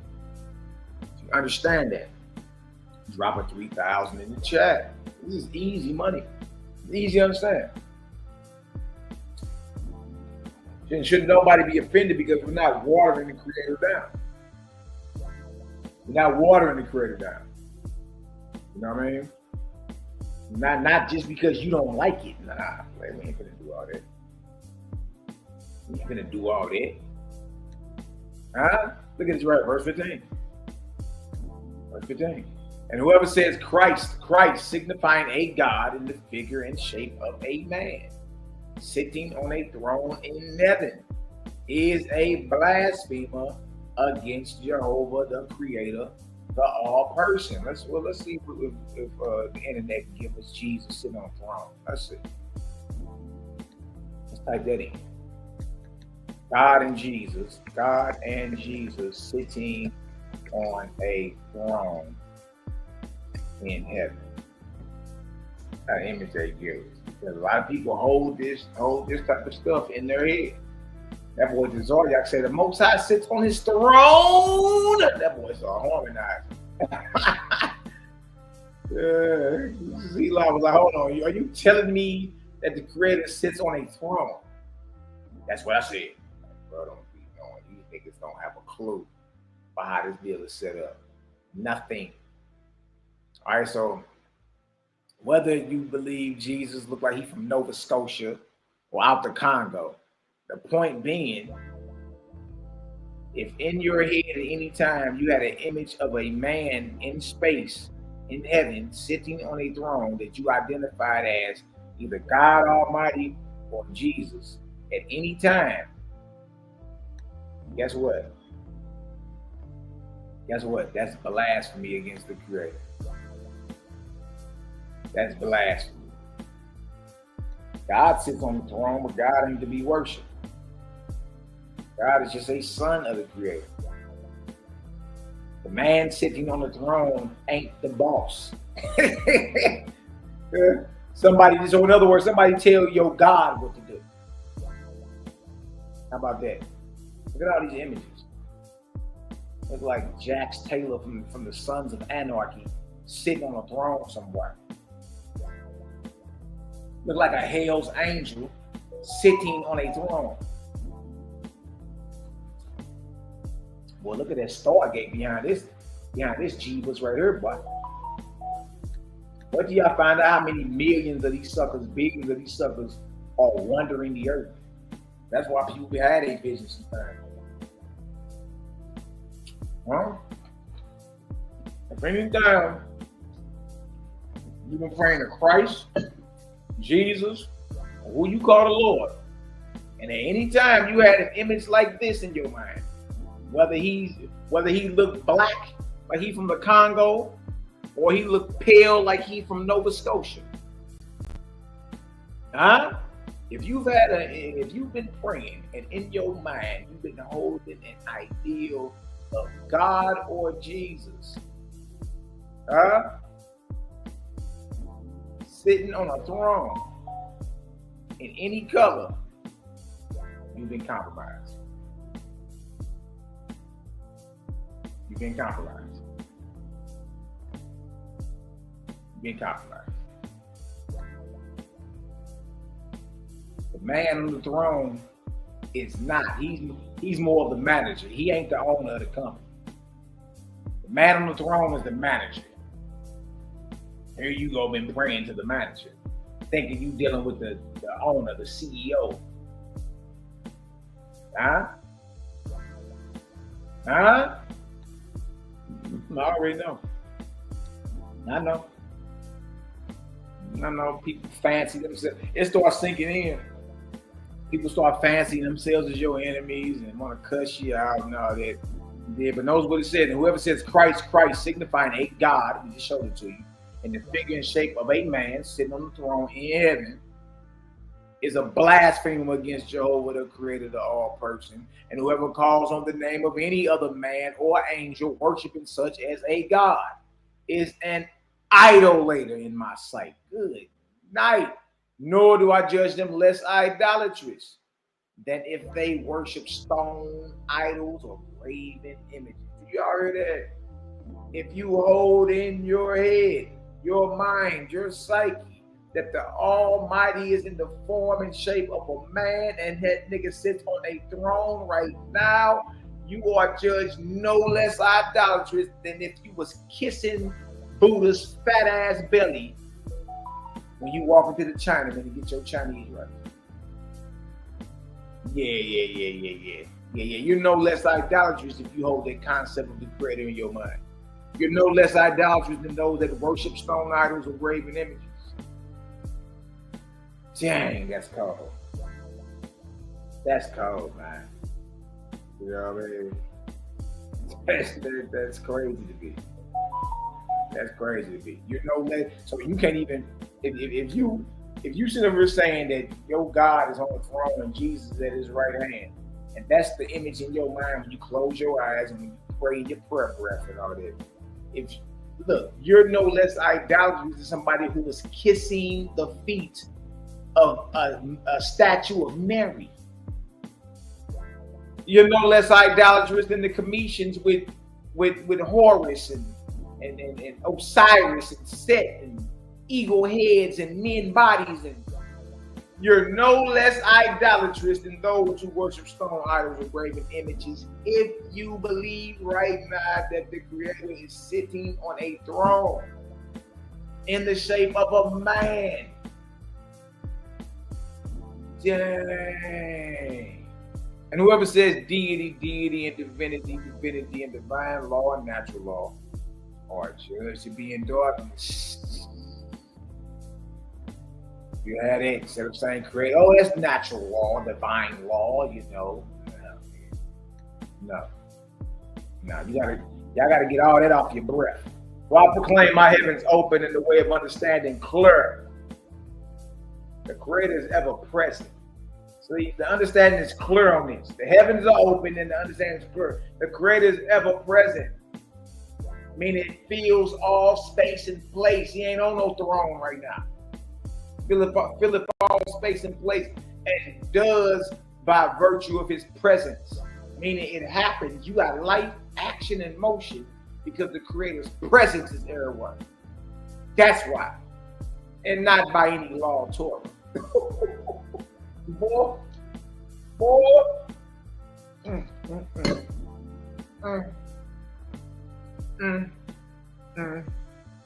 Sometimes you gotta, what he said, I had to back up off for a bit and sit my cup down. Sometimes you gotta back up and sit your cup down on it. You know what I mean? Dang. Serious business. Now look at this. Look at this right here. Over hollering at the praying to the manager. Dear Father God, y'all remember that boy Trump? Tell us something, God. We thank you, God. What God is he talking about?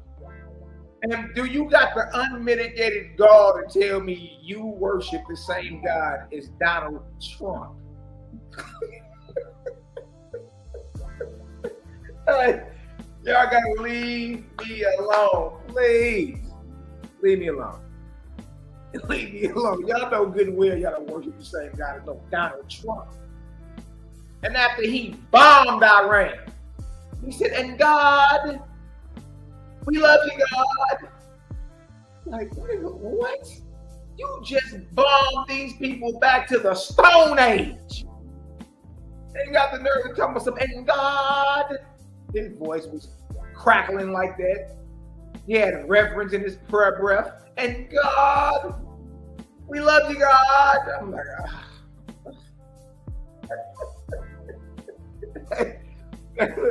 all y'all know that y'all don't worship the same God as no Donald Trump. For I proclaim my heavens open and the way of understanding clear. The Creator is ever present, y'all. Meaning everywhere at one time, full of all space and place at once. Breathe in, let the light in. And does by virtue of his presence. You got light, you got motion, you got action, because the Creator's presence is everywhere. And not by any law of Torah. Come on, man. Come on, man. We got to be real with ourselves, right? We're going to keep it real first. Watch this. And whoever says that which will lead men to believe he is not present, or that he has gone away leaving certain laws after him in his place, the same as a judge a blasphemer against the Creator. Good night. What you mean he not ever present? Like he done went away on a trip and here's the instructions and directions on how to behave. No. If you can look, you are as close to the Creator, right, as the ancients were. You are as close to the Creator right now as the highest raised angel in existence, because they can't even understand the Creator in his entirety. Special. You're not, you know what I mean? You ain't nothing to, you know what I mean, to sneeze at or something you just sweep up under the rug. You a son or a daughter of the Creator in this deal, man. That's nothing to sneeze at. You dig? That's nothing to sneeze at. This whole entire creation is yours. It's your inheritance. Huh? Look at this right here. And whoever says, call on this Savior, call on that Savior, and your sins shall be forgiven you. And in the hour of your death, because you have so called on him, you shall ascend into a heavenly paradise, the same as a falsifier, a liar of my kingdoms, and a blasphemer against Creator. Good night, boy. Good night. This is the same system in order of the spirit world that any of the great ones was up under. You up under the same thing. It's the same system in order. There's no different rules for him or you or. You see what I'm saying? It ain't none of that. This right here stirs a lot of folk, man. They not really ready for that. That nigga leave me alone. You really don't want to start formulating up here or having certain thoughts, because it's going to force you to really get in your bag and study and really get into your prayer and get into your inner man. You know what I mean? Start meditating and really tapping in with Creator and asking Creator, like, look, what is this? Is it true? Like, guide me, because, man, I ain't never heard no light like this before. Shout out to my sister Amana is in the building. My sister Urs is in the building. What's the word, or how you be? Love and light to you. Love and light. Who else we got up there? We got my brother Zion Hillen Hands, Young Prince on Facebook in the building. Love and light. We got my Emar, my Halia. Naturals is in the building. What you say? Paragraph. Yeah, it's crazy. We got Keon Cooper, my beloved sister Tabitha is in the building. Love and light to everybody. I think I got everybody. Key. Chieftainess Key is in the building. I see y'all, man. Love, light, balance, all that good stuff in between, man. It be good. Look, sometimes I feel like ain't nobody listening. You look up and like, hey, man, I ain't even know. Hey, and then you talk about certain things, be like, oh yeah, Ethereum. You be like, oh, hold on. That word ain't common. Where you get that from? Shout out to the fam, man. Love and light in the building. We got Miss Alana Brooks is in the building. Don't hurt nobody, man. Don't hurt nobody. You be cool, man. You behave. What's the word, sis? Love and light to you. Love and light to you. We got AC Bases in the building, or Ace Bases in the building. Love and light. Love and light. We got my bro Aubrey Yaz in the building. What's the word? What's the skinny? We got the sister Lorraine is in the building 24/7. Yeah. I see y'all in the building, man. Love, light, and all that good stuff is in between. Let's get back to it, though. Watch this. What you think it's a game? What you think we playing? Look at this. 23. And whoever says, come before the church and priests and make prayers and confessions, and you shall be absolved and forgiven your sins. The same with falsifiers, liars of my kingdoms and blasphemers against Jehovah the Creator. So the whole Catholic Church be on there. Not only just them, I think the Pentecostals, Protestants and all them, they be on that same type of time. You know what I mean? They be on that same type of time. Nor have I provided resurrection in this world or in my heavens above, except by good works done to others. You're not rising up past your nostrils. Look, it's the same system in order. You want to graduate? You want to sin? You want it to be upward and outward forever? Hey, you got to get out there and do something good for somebody. Yeah, that's the only way. The only way to raise your grade, to raise your vibration and all that. He say there is no resurrection without good works done to others. None. In this world or the heavens. So that means the angels are held to the same charge as you.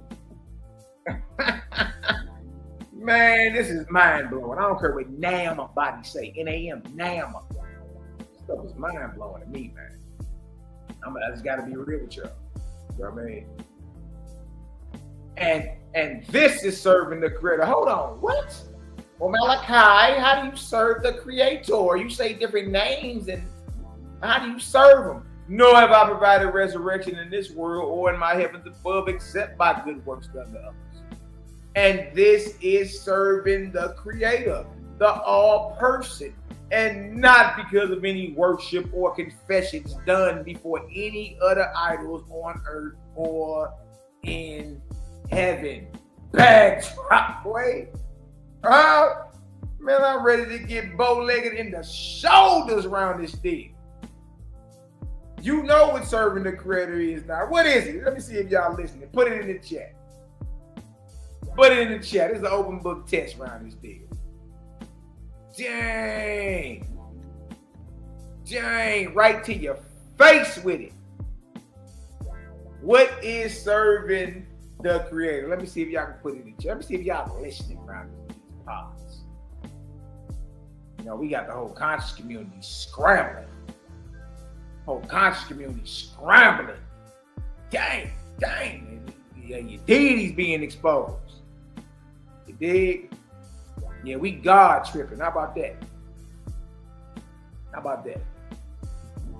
Let's see. What is serving the Creator? Dang, that's right, Imar. Uplift your brother and sister. Dang. Excellent way to put it. Your naturals. Excellent way to put it. Send out love to all our brothers behind them walls too, Imar. You already know. Send out love. Yeah, you sent me a message earlier. You said you sent your son my book and all that. Salute. Let them brothers know we in their corner. You understand? We in their corner. What my brother Buzz Lightyear say? Doing good works to others, being selfish. Yeah, see, it's real simple. It ain't even hard. And when you get in that vibration, you really don't even be worried about yourself. You're like, nah, man, I'm out here laboring for others. I'm worried about y'all. They ain't worried about me. I'm a light bomb anyway. I ain't really tripping off. It be about anybody else get to understand. But you get it though. See? And then now you ain't even got to depend on none of us. You can, no matter where you land in this earth, you can raise a banner of light for a Creator. That's the point. Not to have anyone dependent on you for this light. For this now. Get away. Get away. Unleash it. You understand? Unleash it. And remember this, whatever you put out is what you get back. It's coming back. And it's coming back 100-fold, 1,000-fold. We might as well spend our time unleashing light around this deal. So that's what we want back. Right? This information be too high for most folks, man. They, you know. This is the type of stuff, this is the type of info that people be scared to whisper. Because it's gonna offend somebody. But it's like you're getting offended by higher understanding and higher light. You're not getting offended because we telling you you know what I mean, do something satanic or demonic or drink some blood. That ain't what it is. Nah. We ain't even said chop off no damn goat head. We ain't even told you plead the blood of Jesus. Huh? Righteousness and good works done to others is the only way that you resurrected in this world or the next. Period. Huh? All praises to the Creator. That's right. What my sister Rain say? She say doing good works to others. It's really easy, man. I really don't get the fluff. I really don't get it. You know what I mean? Now look at this word. Read it again. Nor have I provided. Nor have I provided in this world or in my heavens above, except by good works done to others. And this is serving the Creator, the all person, and not because of any worship or confessions done before any other idols on earth or in heaven. Here you go, confessing to the priest, or confessing to Mary, or confessing to Jesus, or confessing to no. Nah. You want resurrection? Huh? Righteousness and good works done to others, but all your wisdom and strength. That's what serving the Creator is. And if that ain't the program, then guess what? There is no resurrection for thou. Now look at this. Look at this. Nor is there any redemption in heaven to the Brahmins, Buddhists, Christians, or Mohammedans, Muslims, because of their prayers and confessions. There ain't no redemption in heaven just because you saying it. That Creator say he won't practice. All this lip service, all this gum bumping, all this side jawing. Creator say I require and demand practice. Work, good works done to others. You understand? And with that, you increase your grade and all that, man. It's a very powerful and yet simple system in order. Anyone can understand. Because you've been doing something your whole life that prepares you for this. That's going to school. Getting up, graduating, going to the next grade, getting your training, learning, getting your education, and raising up. That type of situation continues once you cross over. You don't just die and fade to oblivion. No. But wherever good works have resulted in affiliation, meaning, we unity, we unite. And in lifting the people up out of misery and crime. The same as the judge's worship of the Great Spirit, the Creator. You hear that? Huh? But wherever good works, and remember, without that, you ain't getting resurrection, right? But wherever good works have resulted in affiliation, so the outcome is what? Unity. And in lifting the people up out of what? Misery and crime. That's our job to raise them up, not complain. Oh man, they just thugs. I wish the younger generation would pull their pants up. Nah, man, look, your whole deal is to bring the light to the situation. That's just what it is. Huh? The same as the judge's worship of the Great Spirit, Jehovah. Wherever the Brahmins have let a people fall from knowledge into ignorance, or from virtue into vice, my judgment is against them. Dang. Because the people on your watch, what happened? Huh? They went from light to darkness, from virtue to vice. Said, well, your spiritual system of Brahmanism let a people fall. It didn't grow them. It didn't progress them. They failed. Well, my judgment is against the Brahmins. Why is no redemption for them until they get themselves together? Wherever the Buddhists have let a people fall from knowledge into ignorance, from virtue into vice, my judgment is against them. Wherever the Confucians have let a people fall from knowledge into ignorance or from virtue into vice, my judgment is against them. Wherever the Christians have let a people fall from knowledge into ignorance or from virtue into vice, my judgment is against them. Exactly. Wherever the Mohammedans, so y'all, you princes of Saudi Arabia, y'all too. Wherever the Mohammedans have let a people fall from knowledge into ignorance or from virtue into vice, my judgment is against them. Where beggary, vagrancy, and all manner of darkness have increased in any of the cities or countries of any of these idolaters, my judgment is against them.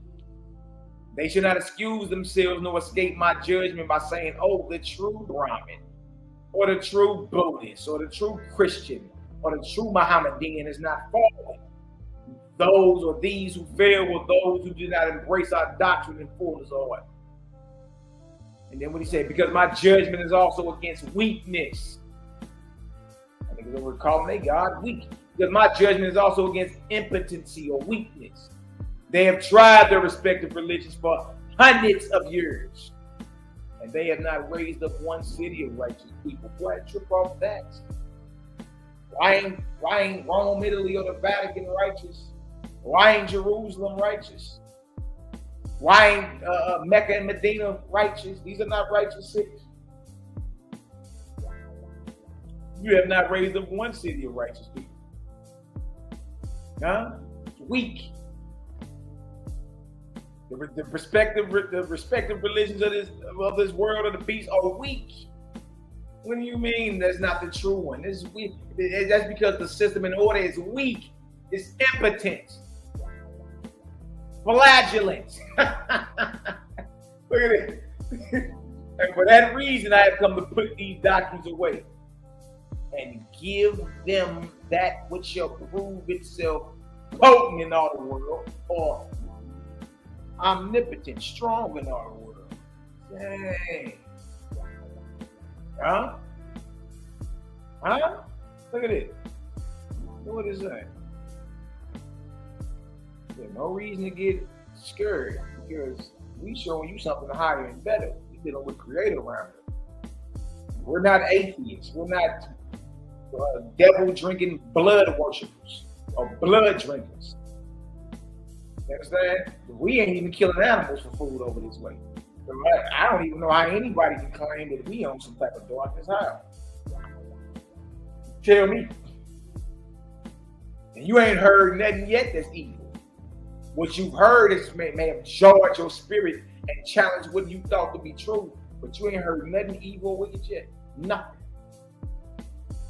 Nah, you just don't like the way it come out.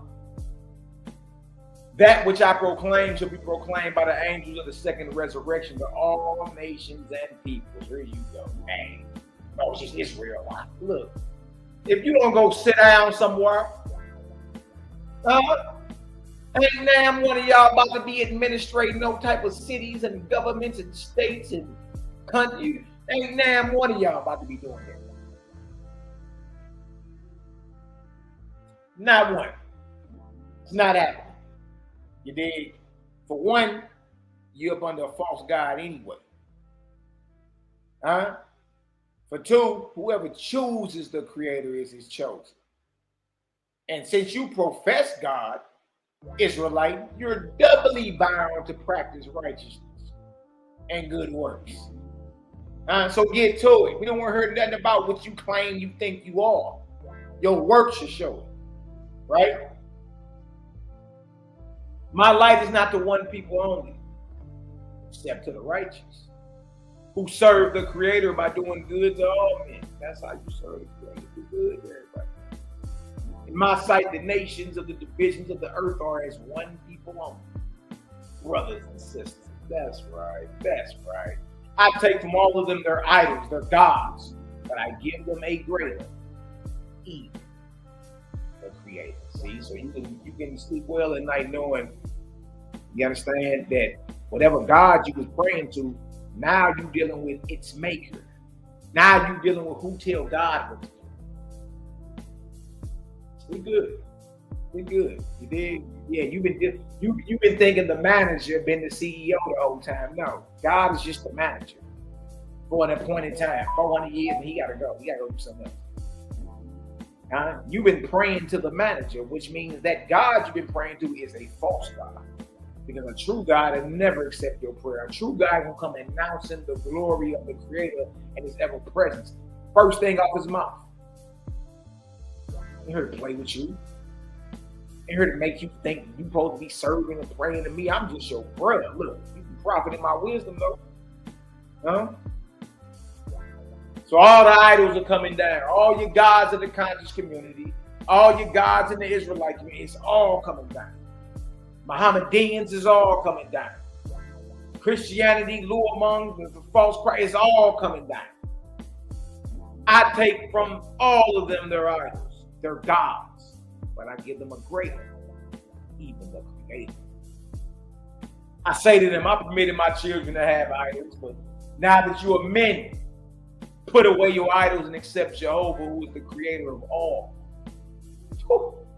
Boy, put them idols away. Remove them idols out your heart. Change your diet and stop chewing on loin meat. You dig? And stop calling on these idols. You dig? Creator on. You good. Good. You're gonna see, you're gonna feel better, you're gonna start seeing yourself elevate. Nor shall any man say anymore, I worship the Brahmin principle, or the Buddhist principle, or the Kayuan principle, or the Christian principle. I've heard that before. Christ consciousness.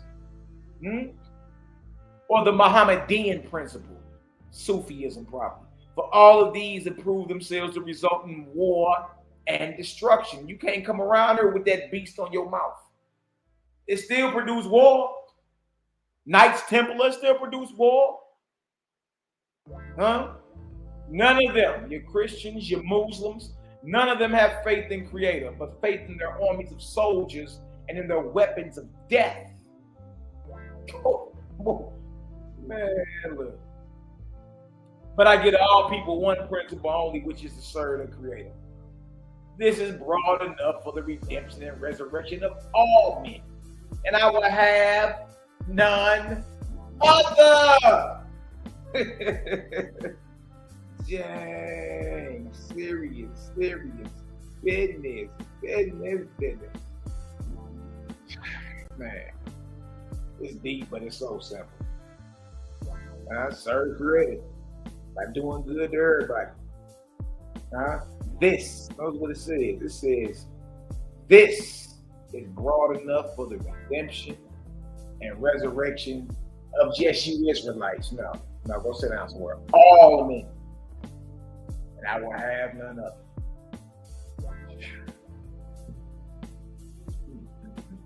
Seek, O man, to believe in the all person who is ever present, whose eyes upon you, whose ear hears you, for he is the all one who is the password to the highest of heavens.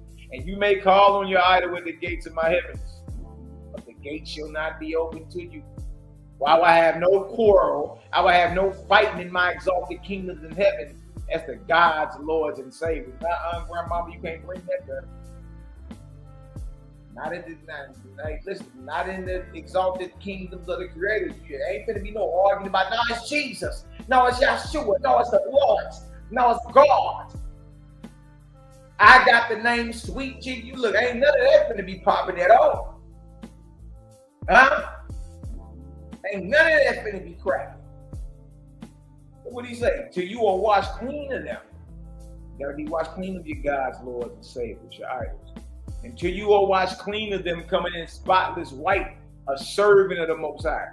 You cannot withstand the light of my kingdoms in heaven. In order for you to withstand the light of the Creator's kingdoms, you gotta drop your gods. You gotta drop your deity worship. That light gonna melt you if not. But look what you do. But you shall return in spirit to the earth and abide, live in the church and temple of your chosen God. Dang. Wandering about, instructing his heart, a prey to drujas, demons, vampires, and other angels of darkness. Have faith, O man, in him who created you alive. Have faith, O woman, in him who created you alive. About him there can be no mistake.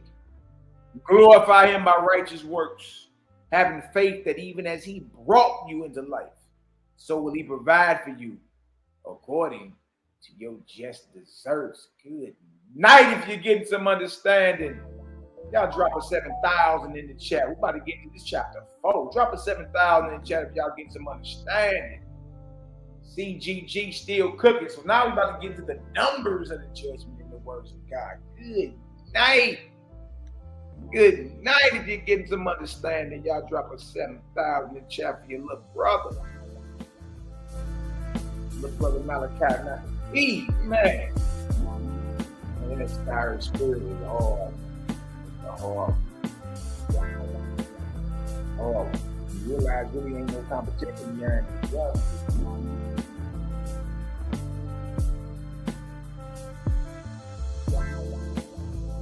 Good night, good night.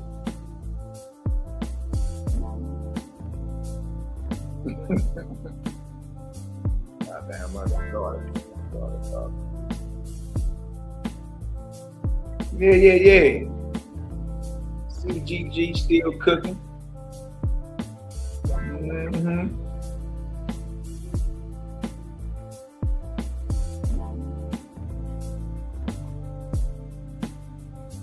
Here we go. All right, let's get into chapter 4, a little taste. Just a little taste.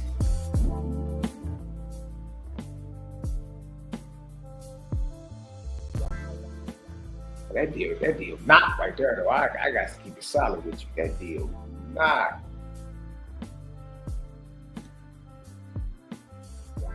I see 7,000 in the chat. We good to go? We good to go. Chapter 4, Book of Judgment. Oh, I speak. The numbers of the judgment in the words of God. Hey, look what this say, man. And I know a lot of this stuff sometimes it be hard to process. Because for so long we thought it to be the opposite way. And I understand that. Like I ain't the type to, they have no type of sympathy for what's going on. It's just I don't have no more time to play with nothing. That's why I'm on it. I'm tripping. I'm God tripping. Like I ain't got no time to be playing with nobody, lip wrestling with you about none of that. It's like, look, you got something higher and something more in depth and detailed about what it is. Yeah, bring it, get in the ring with it then. Bring it out. You understand? I'm getting to the point to where, like we was reading earlier, you got to start pitying, like feeling sorry for certain folk for lacking certain understandings, especially in what is the 2025, and you still you running around here with half-cocked 2013 info. Come on, man, that ain't making no sense. That's what's up. Shout out to the sister Rain. She said it's making so much sense. You hear me? It ain't even hard, man. It's not. It's not the first thing, the first lesson in freedom and liberation. The first lesson you're gonna learn is to free yourself from yourself. Free yourself from yourself. You understand? Let go. Become selfless, not selfish. Just let it go. Dig and and just ride with the spirit. Oh, it's never a dull moment. I try to tell you, it's never a dull moment. It's never a dull moment. It's off the chain, man. It's really off the chain. Look at it right here. What you think it's a game? What you think we playing? Look at this. All right, chapter 4. Hear the words of your God, O man. I am your elder brother, the captain of heaven and earth. And for that reason, remember, God is a one-time man. He's your older brother. He's just the captain. He ain't even the general. Captain of heaven and earth.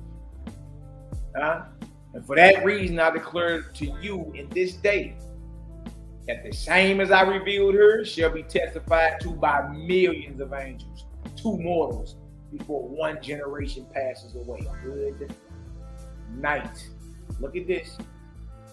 Of Brahmin angels in the lowest of heavens, as wanderers on the earth, there are this day more than 4 billion.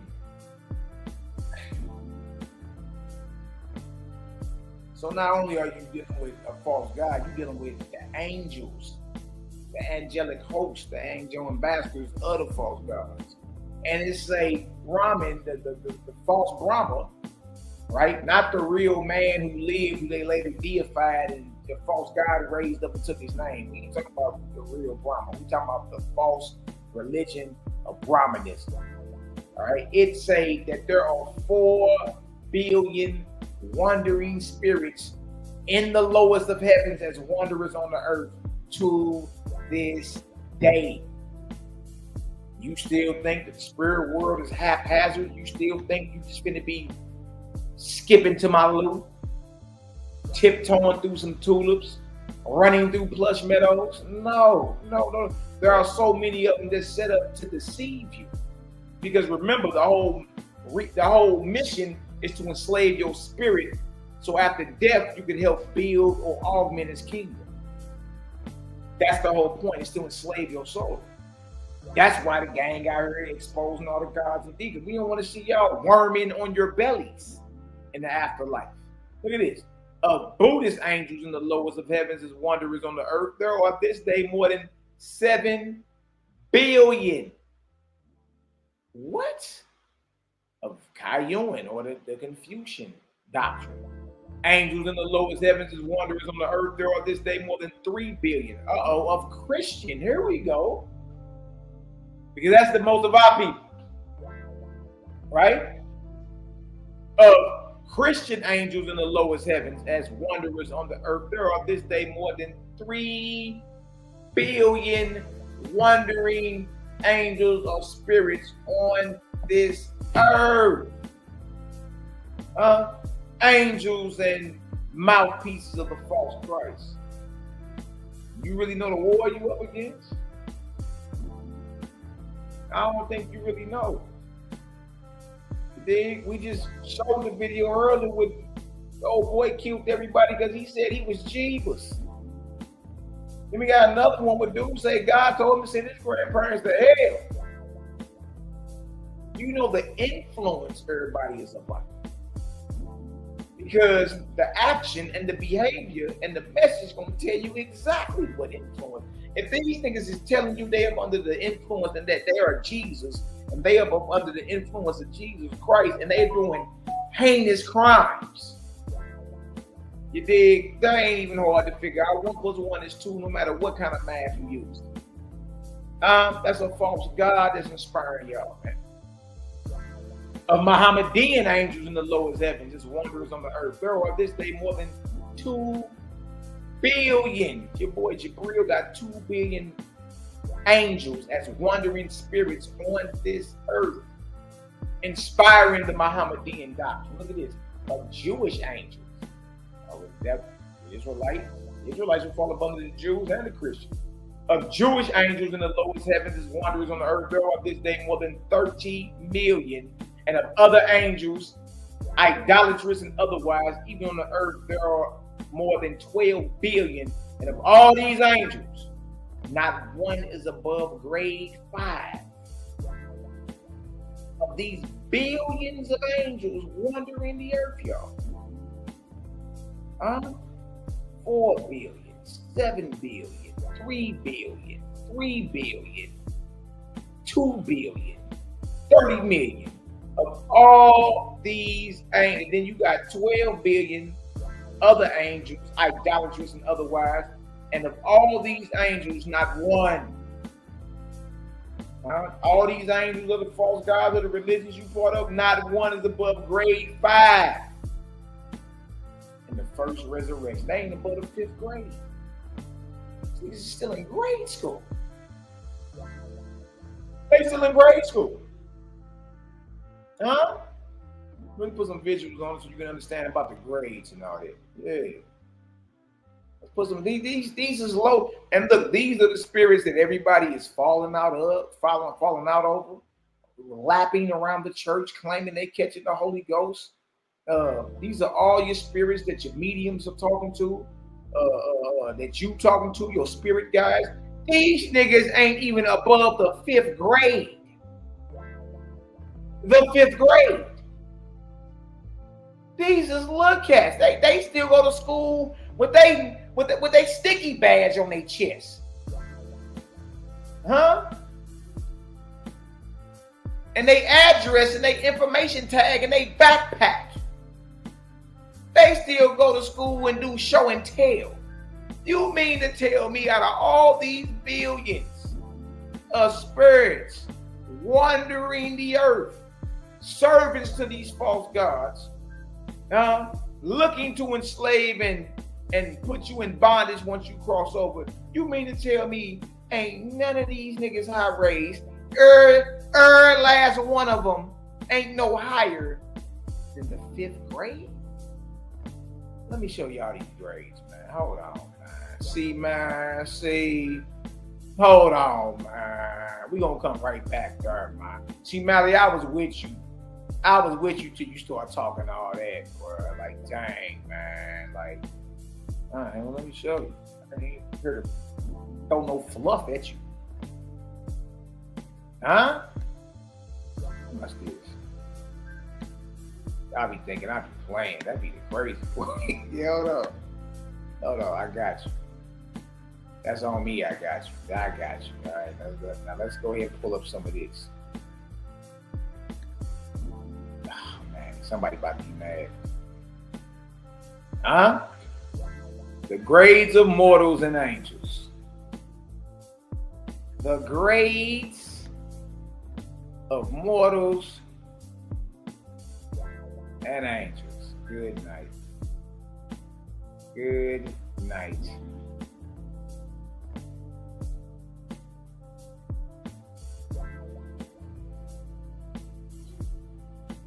These are grades, right? And the label is how you get your grades. Okay, so you got your label to your left, you got your grade to the right. Serving others 100%, meaning you're completely selfless. You got the highest atmospheric grade of 99. Yeah, that's hard. Look, that's real spill. That's a major league sacrifice. I think we all getting there or moving toward that. But not to feel bad if you ain't all the way there. Sometimes you gotta serve yourself to help somebody else. Sometimes, it's what it is. But that's the highest atmospheric grade you can get.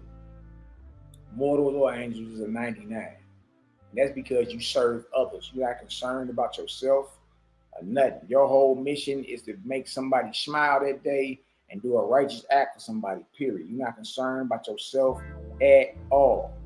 Now remember, all these billions of spirits, these billions of angels for Christians, the Muslims, the Confucians, the Brahmins, the Buddhists, and even the idolaters. You talking about billions. You talking about upwards of hundreds of billions of angels.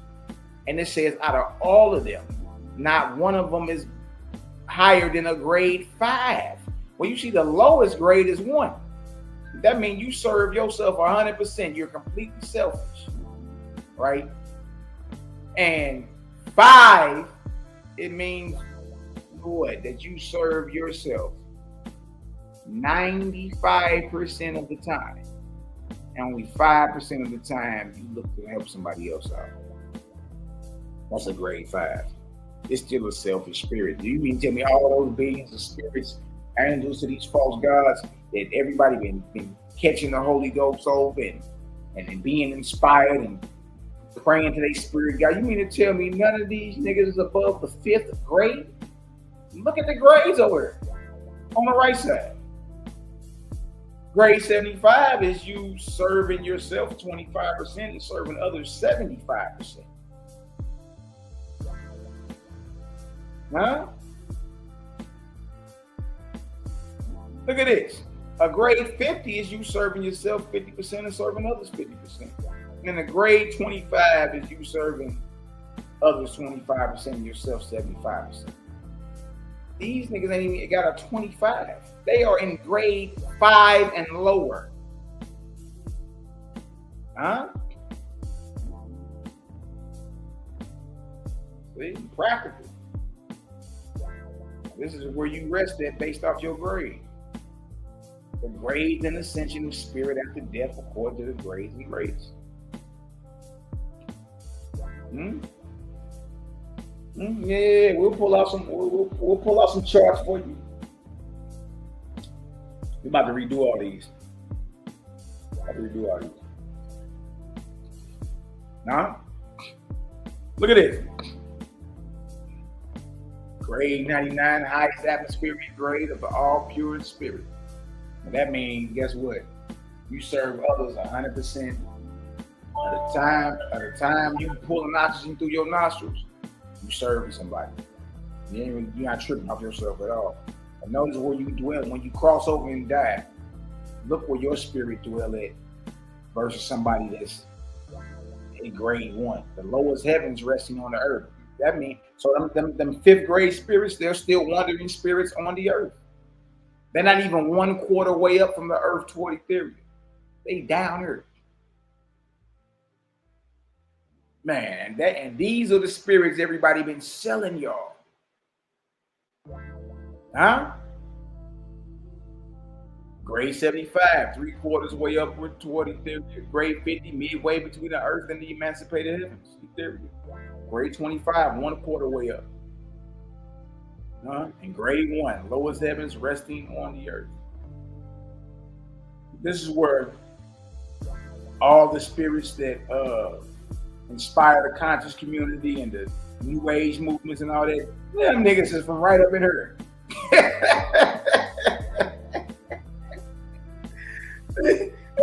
Them niggas from right up in here.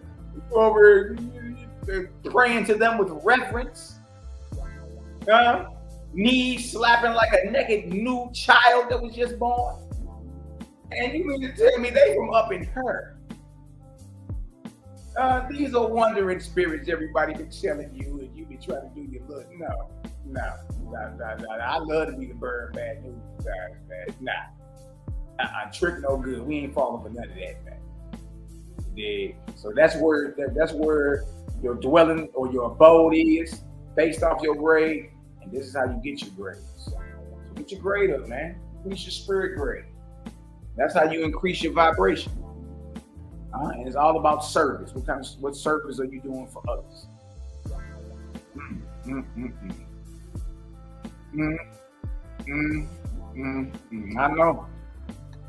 I know. It'd be too much for folk. They don't be, they start short circuiting and all that.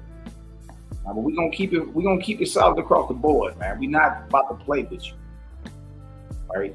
Anything for the understanding. All right. Stop there right there. Let's get back to it. Dang.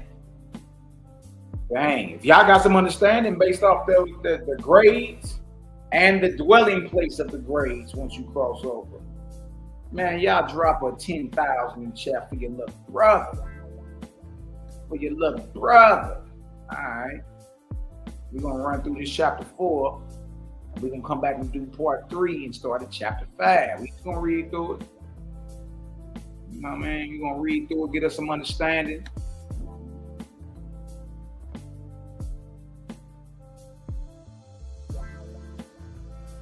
We got some understanding on it, man.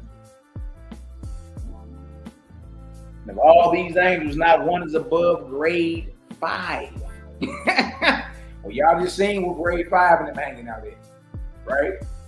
Just saw it. Shout out to my brother Soul Bender 888 in the building with the word Ak. How you be, bro? You already know. Look at this right here. Verse 11. But of those who are below grade 1. But what you mean, but so below grade 1 is kindergarten and pre-K, right? So you mean to tell me, hold on. The angels who are dispatched by the false gods ain't no higher than the 5th grade. But then you got a whole nother group of spirits that are below grade 1.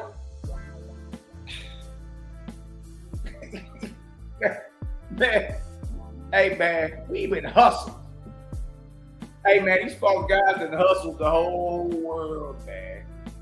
You know what I mean? So even when you be getting your inspirations and all that, y'all, they not coming from nowhere. They ain't coming from nowhere higher than your earlobes. These cats is right here. Huh? But of those who are below grade 1, y'all, below grade 1 is kindergarten and pre-K. So keep that in mind, because we about to talk about some spirits who are below the grades. But of those who are below grade 1, there are more than 6 billion. Good night. It's only 8 billion people in the earth. You mean to tell me almost as many people there are in the earth, there are that many equal spirits that are in kindergarten, pre-K.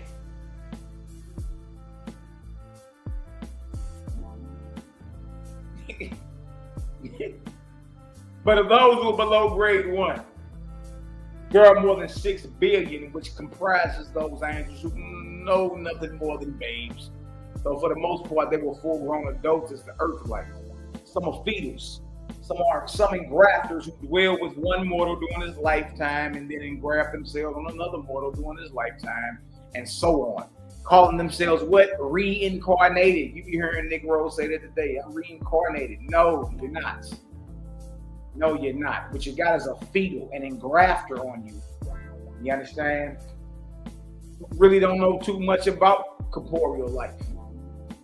So they call themselves reincarnated, and in fact, knowing no other heavens, being disbelievers in the all-person and in my exalted kingdoms. To those who are below grade 1, I have classed this day as Drew Josh, y'all. These are demons. These are the ones that obsess you. They're demonic possession and obsession and all that. That's these guys right there. These the YNs. These the young wildins. These the young niggas. These the Drugers of the YNs of the day. Yeah. Yeah. Yeah. Yeah. Mm-hmm. Mm-hmm. The Drugers are the YNs. They just want to drill something. They don't care nothing about nothing you talking about. Huh? Hey, Prince, hold on. Hold on, man. Look, man.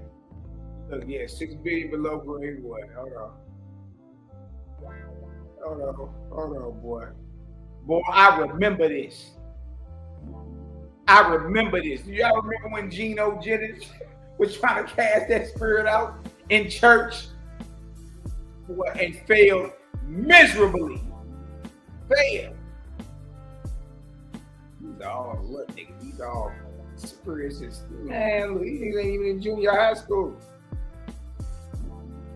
Grade 5 out of 100 is crazy. It is. Come on, man. It's 6 billion demons that are below grade 1. These are your YNs in spirit. Your young niggas. Dang. That's a wasp. You make all the sense in the world, man. Look at this. Those who are below grade 1, I've classed this day as Jujas because they have not left the earth and entered the what? First resurrection. Look at this. They inhabit, the Jujas, these demons, inhabit mostly the oldest cities. Now be careful sometimes when you're going back to old Jerusalem and Saudi Arabia and back in Medina and man, look, y'all better watch out. Going over to Vatican City and man, look. It's 6 billion of these jokers. Man, look. They inhabit mostly the oldest cities and places of filth and indecency. Nevertheless, they also inhabit the palaces of kings, queens, emperors, popes, priests, and rich people. Look at that. Look at that. You got your YNs, those who are below grade 1 in spirit, the young wildlings. Look what they ain't even entered the first resurrection. They inhabit mostly the oldest cities, places of filth and indecency. And they also in the palaces of your kings and your queens and your popes and your emperors, priests. Rich people. That means, dang, the spirits around them, y'all, are those who are but in kindergarten. You mean to tell me the spirits that's influencing and inspiring the popes of this world, the emperors, the priests, the rich people, and the kings and the queens are kindergarten spirits? Those who are below the grades. Man, reality of the spirit world. I send it out several times a week. Most really don't know. You know what I mean? Most really don't know. We don't have a clue, and that's because the system and order ain't even been taught. Those guys ain't remind, man, look, they not even warning you of what you about to run up on. Huh? Of grade 1, there are hundreds of millions of angels. First grade, there are hundreds of millions of angels strolling about on the earth, crying out, I want to go to Brahma, I want to go to Buddha, I want to go to Jivas, I want to go to Christ. It says hundreds of millions in the first grade, grade 1, strolling about the earth. It is. Huh? And I send my host of high-raised angels to them, saying, come to the kingdoms of Jehovah and be clothed and fed. You over them, you want to go to Brahma and Jesus and Buddha. Greater send his host. Hey man, come to the kingdoms. Or true God to send his angels. Hey, look, y'all invited to the kingdoms of the Creator. All right, you ain't gotta be out here looking like a maniac, jack naked, huh? And be clothed and fed and learn to clothe and feed others. But this is the way of resurrection. They will not believe. These are these hundreds of millions of spirits in the first grade. They will not believe and turn away in stubbornness of heart, even as you of the earth do, saying, no, I will rise only by prayers and confessions. I want to be changed in an instant, in the twinkling of an eye, and rise and sit at the right hand of God. Huh? So you got the ambassadors of the Creator, his angels telling you, like, look, man, come this way.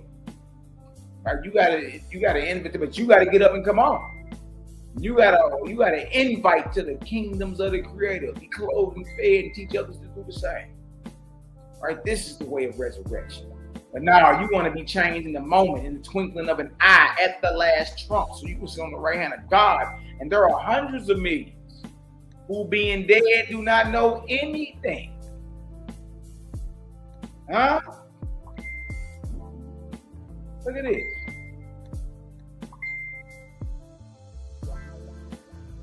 Who do not know anything, but through belief in a judgment day, went to sleep and are waiting for the trumpet of Gabriel to call them forth.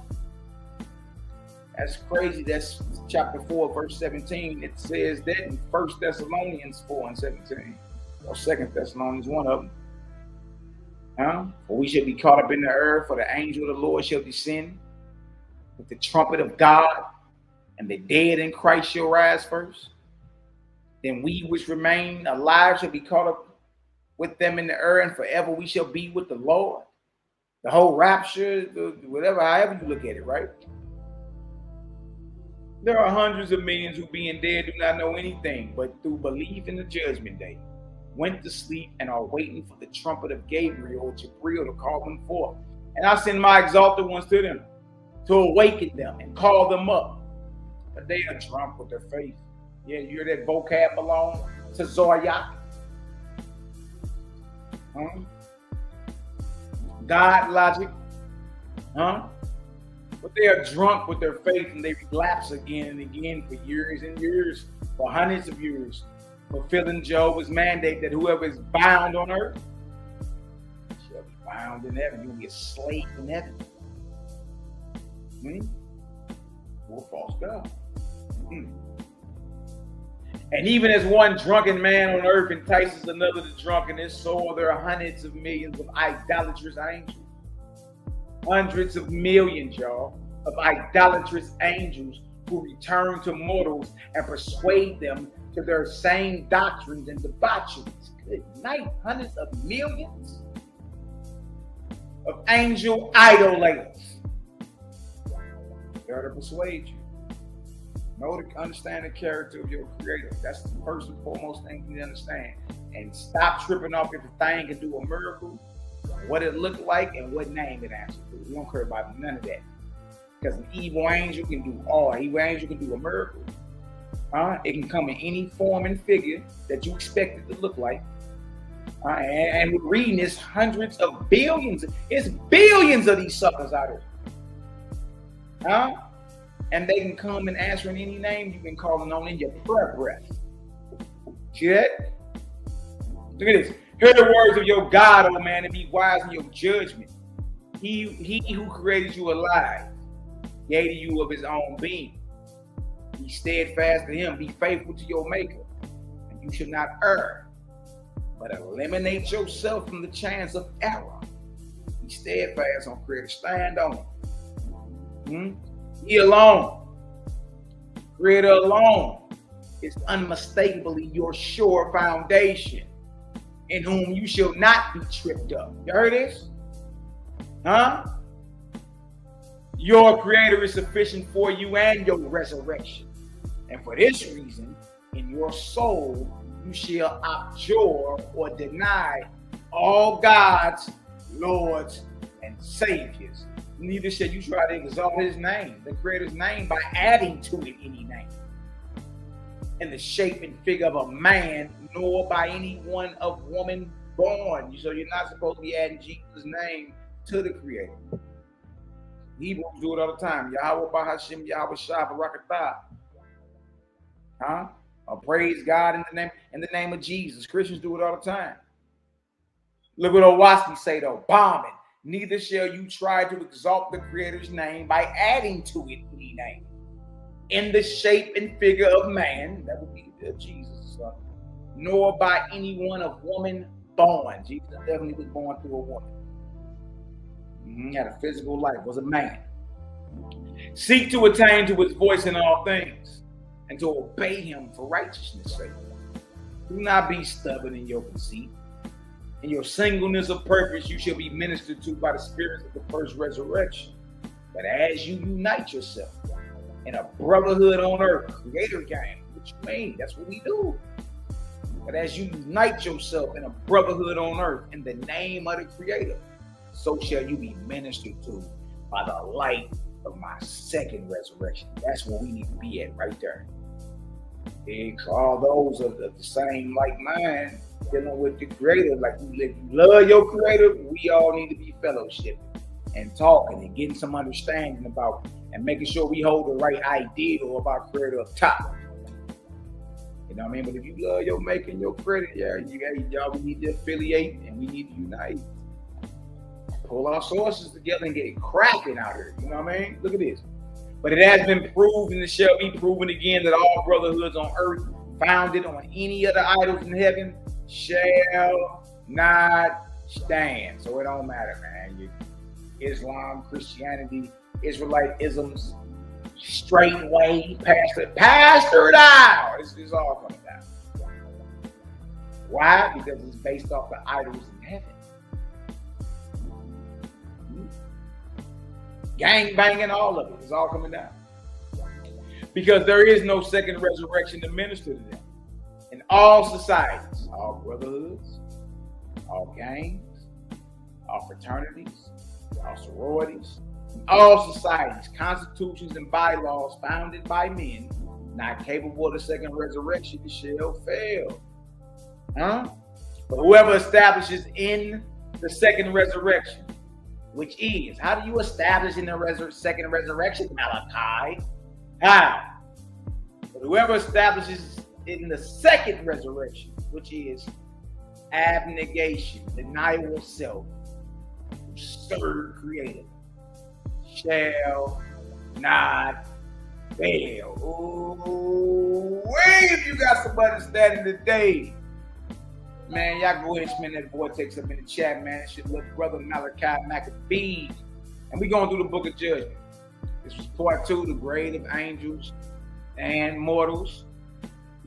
What you saw labor and what grade you get and the abiding place of your spirit once you cross over with that grade. Right? So we might as well spend our time doing what, y'all? Putting that light out. Put it out. Right? So you can get it back. Get it back. Y'all got some understanding, man. Y'all go ahead and spin that vortex up in the chat. Love and light to everybody. I want to get on, nothing too long. You know what I mean? We're running up on 3 hours, probably like 20 minutes, but nothing too long. We're going to pick back up in part 3 in chapter 5 of the Jews. All right, then we're going to read through and, just get some understanding. The book of Judgment is very, very insightful, very deep. You know what I mean? A lot of people ain't ready for it. But if you got an ear to hear, we're going to slow down and just read through it and get some understanding. You know what I mean? And show what we need to show. Other than that, man, you know what I mean? CGG is still cooking. CGG is still cooking. You feel me? So I'm glad y'all got some understanding today. All praises to the great spirit, the creator, the God maker, the maker of sun and stars, whose magnitude is incomprehensible and whose presence is everywhere. There always was, is, and never shall be the mighty and great spirit, the mighty and great I am, the creator, the God maker. Hey, y'all, there's somebody to tell God what to do. Let that sink in. Until the next time, family. Then all praises. I'm gonna let this ride out for a little taste. Don't cook.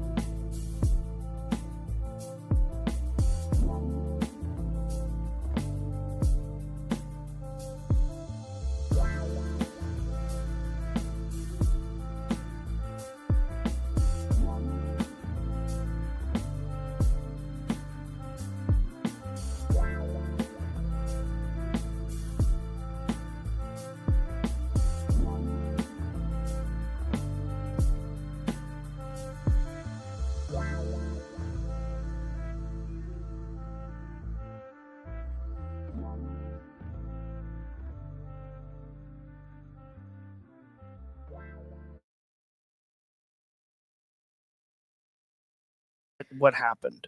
To I guess break it down in simple terms is that I think that some of the tech that exists, that whatever these things have, these energy things have, Energy things? What do you mean? well, they call them interdimensional beings. I think that they can actually operate through the time spaces that we currently have, and that's not something that I came up with on my own. That's based on stuff that we've seen. That's based on information that we've been told. And then also too, I think that there's this historical aspect of, this gets into the deeper theories and concepts of religion. And I think the history that we currently know, and that kind of spins off into another topic of, you have the modern day Bible, you have this aspect of Bibles or books of the Bible that have been removed that explain and kind of touch on these topics. And I think that we're in a time and age where you have such a vast amount of information that we have access to via social media, via your cell phone, via the internet.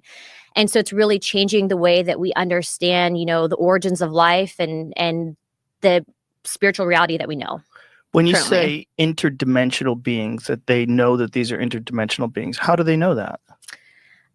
That, so based on testimony, would be based on witnesses that have come forward, but what I can tell So you the is witnesses just were told that they were no, interdimensional? that they've seen things. And what I can tell you without getting into classified conversations is that there have been incidences that I believe where very credible people have reported that there have been movement outside of time and space. That's very vague. Yeah. So look, Unfortunately. Yeah. Look, have I seen a portal open? No. Have I seen a spaceship? Personally, no. Have I seen evidence of this? Yes. Have I seen photo documentation of aircraft that I believe were not made by mankind? Yes. Is there historical significance to this? Yes. Is there multiple events that go back to, I would argue, maybe even before the time of Christ that have documented this in text? Yes. So do I believe that the government has access to certain technology? Yes, to an extent. And I believe that certain contractors potentially have back engineered this tech. I think that that's what can explain the advancements that we're seeing. But I also believe that this is a dangerous level of hidden information from the American people, because if you have an aspect of the federal government, which I can tell you, I, with 2 other members of Congress, were denied access to information at Eglin Air Force Base pertaining to whistleblowers because of the fact, and we can get into that story and what happened at Eglin in a second, but we were denied access and told that we don't have security clearance or the read-in authority on a special access program. That's a problem, because I'm supposed to represent and be an investigative body, and you have then people who are unelected that are operating basically in secrecy. And that's a problem. As Banfield viewers are well aware, not all mysteries are whodunits. Some of the biggest mysteries in the universe are all about other questions, like the question facing skywatchers tonight. What is it? On the 1st of July, NASA detected a mysterious object speeding toward Earth, and some actual bona fide experts think it might not be your typical space rock, or maybe any kind of rock, or a natural phenomenon at all.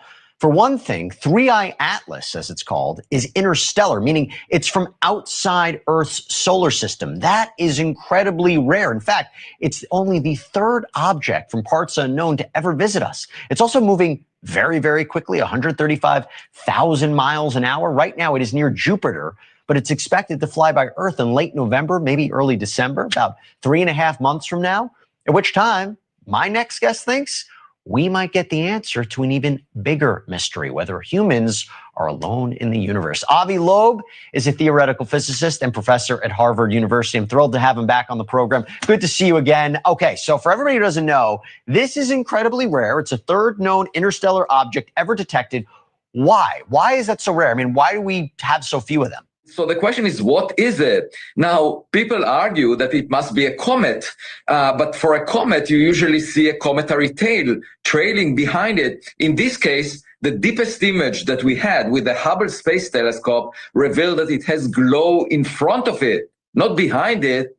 And then the trajectory of this object is extremely unusual, fine-tuned. Every once in a while, we get a close call with one. Yeah. This is the 3rd time that we know of. However, it's probably been happening for eons. Right. And when you think of, okay, number one, I don't even like to think of space, because my mind, like, I cannot comprehend, and I think this is for most people, comprehend how large space is and what's going on out there. None of it makes sense. And I don't think we're supposed to even, comprehend all of it, because it's just, my brain ain't them. It's not that big. None of ours is. That's true. Yeah. Okay. At least I'm not alone. No, you're not. So when you think about, how small Earth is and all that junk out there that's floating about and flying through, yeah, there's a lot of stuff out there, but I think that's, like, for people like me, that's the fascinating part about it. Is it's literally a never-ending treasure trove of weird stuff out there. Yeah. And with James Webb and with Hubble, the telescopes that we have out in space, we just keep discovering new stuff, and that keeps opening up more possibilities for where our solar system came from, where it might be going. So there's just there's a lot going on out there. And like you said, it can be overwhelming, but it's like small bites. I guess you eat the elephant one bite at a time, they say. Yeah. So, but it's a big elephant out there. Yeah. It all seems a little bit scary to me. So why are people saying, like, oh, this is an alien? Yeah. Where does that come from? Well, there's a group of people that everything in the night sky is an alien. Oh, okay. Every satellite you see, every shooting star, it doesn't matter. It's an alien. And one particular guy from Harvard likes to sell books. And so every once in a while, when we see one of these things come through, he's like, "Oh, hey, look at it's behaving differently. It's not, it's just from another star system. So it's really fast. I think I did the math on it. It's like 140,000 miles per hour. Wow. Is how fast this thing is moving through our solar system. Yeah, Slow. just a little slow. So to give you an example, like satellites, stuff around Earth orbits at like 17,000 miles per hour. So this is 140,000 miles per hour. So it's moving through our solar system very quickly. So it looks quite unusual. It came from a direction where there are lots of stars in the sky. That's why we had a hard time identifying it. The question is it technological? Well, it could be. Or is it possible it is a comet and the tail, you might not see it right now, but the closer it gets, you might see the tail. You might then say, oh, it is a comet. That's a possibility too? It is a possibility, but we don't see any trace of gas around it, no fingerprints of molecules or atoms. So the question is, does it really look like a comet? And of course, as it gets closer to the sun, it will warm up and we should be able to see clearer signatures if it is a comet. I have a scale that I invented for the purpose of this object, where 0 would be a natural object and 10 would be a definitely technological object. I give it a 4 right now. Okay. And within the coming months, we might realize that it's actually a 0 if it looks like it's a natural object, or a 10. If it's a 10, then the question is, what do we do about it? And it comes closest to the sun on the 29th of October. It may well be that if we realize it's technological, the stock market will crash because there will be a huge uncertainty. What do we do? Okay, that's the question. First of all, A, what do you do to find out what it is? And B, if it is what you think, what do we do? Right. So the response has to depend on its properties and its intent. What is it doing as it comes closer to us? And it's just like having a visitor in your backyard. You can't decide about the policy for all visitors. It really depends on the intent of the visitor, and it's just next door. So it's not like getting a radio signal from a star that is thousands of light years away, where we would have plenty of time to decide how to respond. And I believe that we need an international organization that will make policy decisions about such an object. We are worried about existential threats from artificial intelligence, from global climate change, from an asteroid impact, but we never discuss alien technology. No, I mean, this is now taken it to a different level. I don't really know what to say.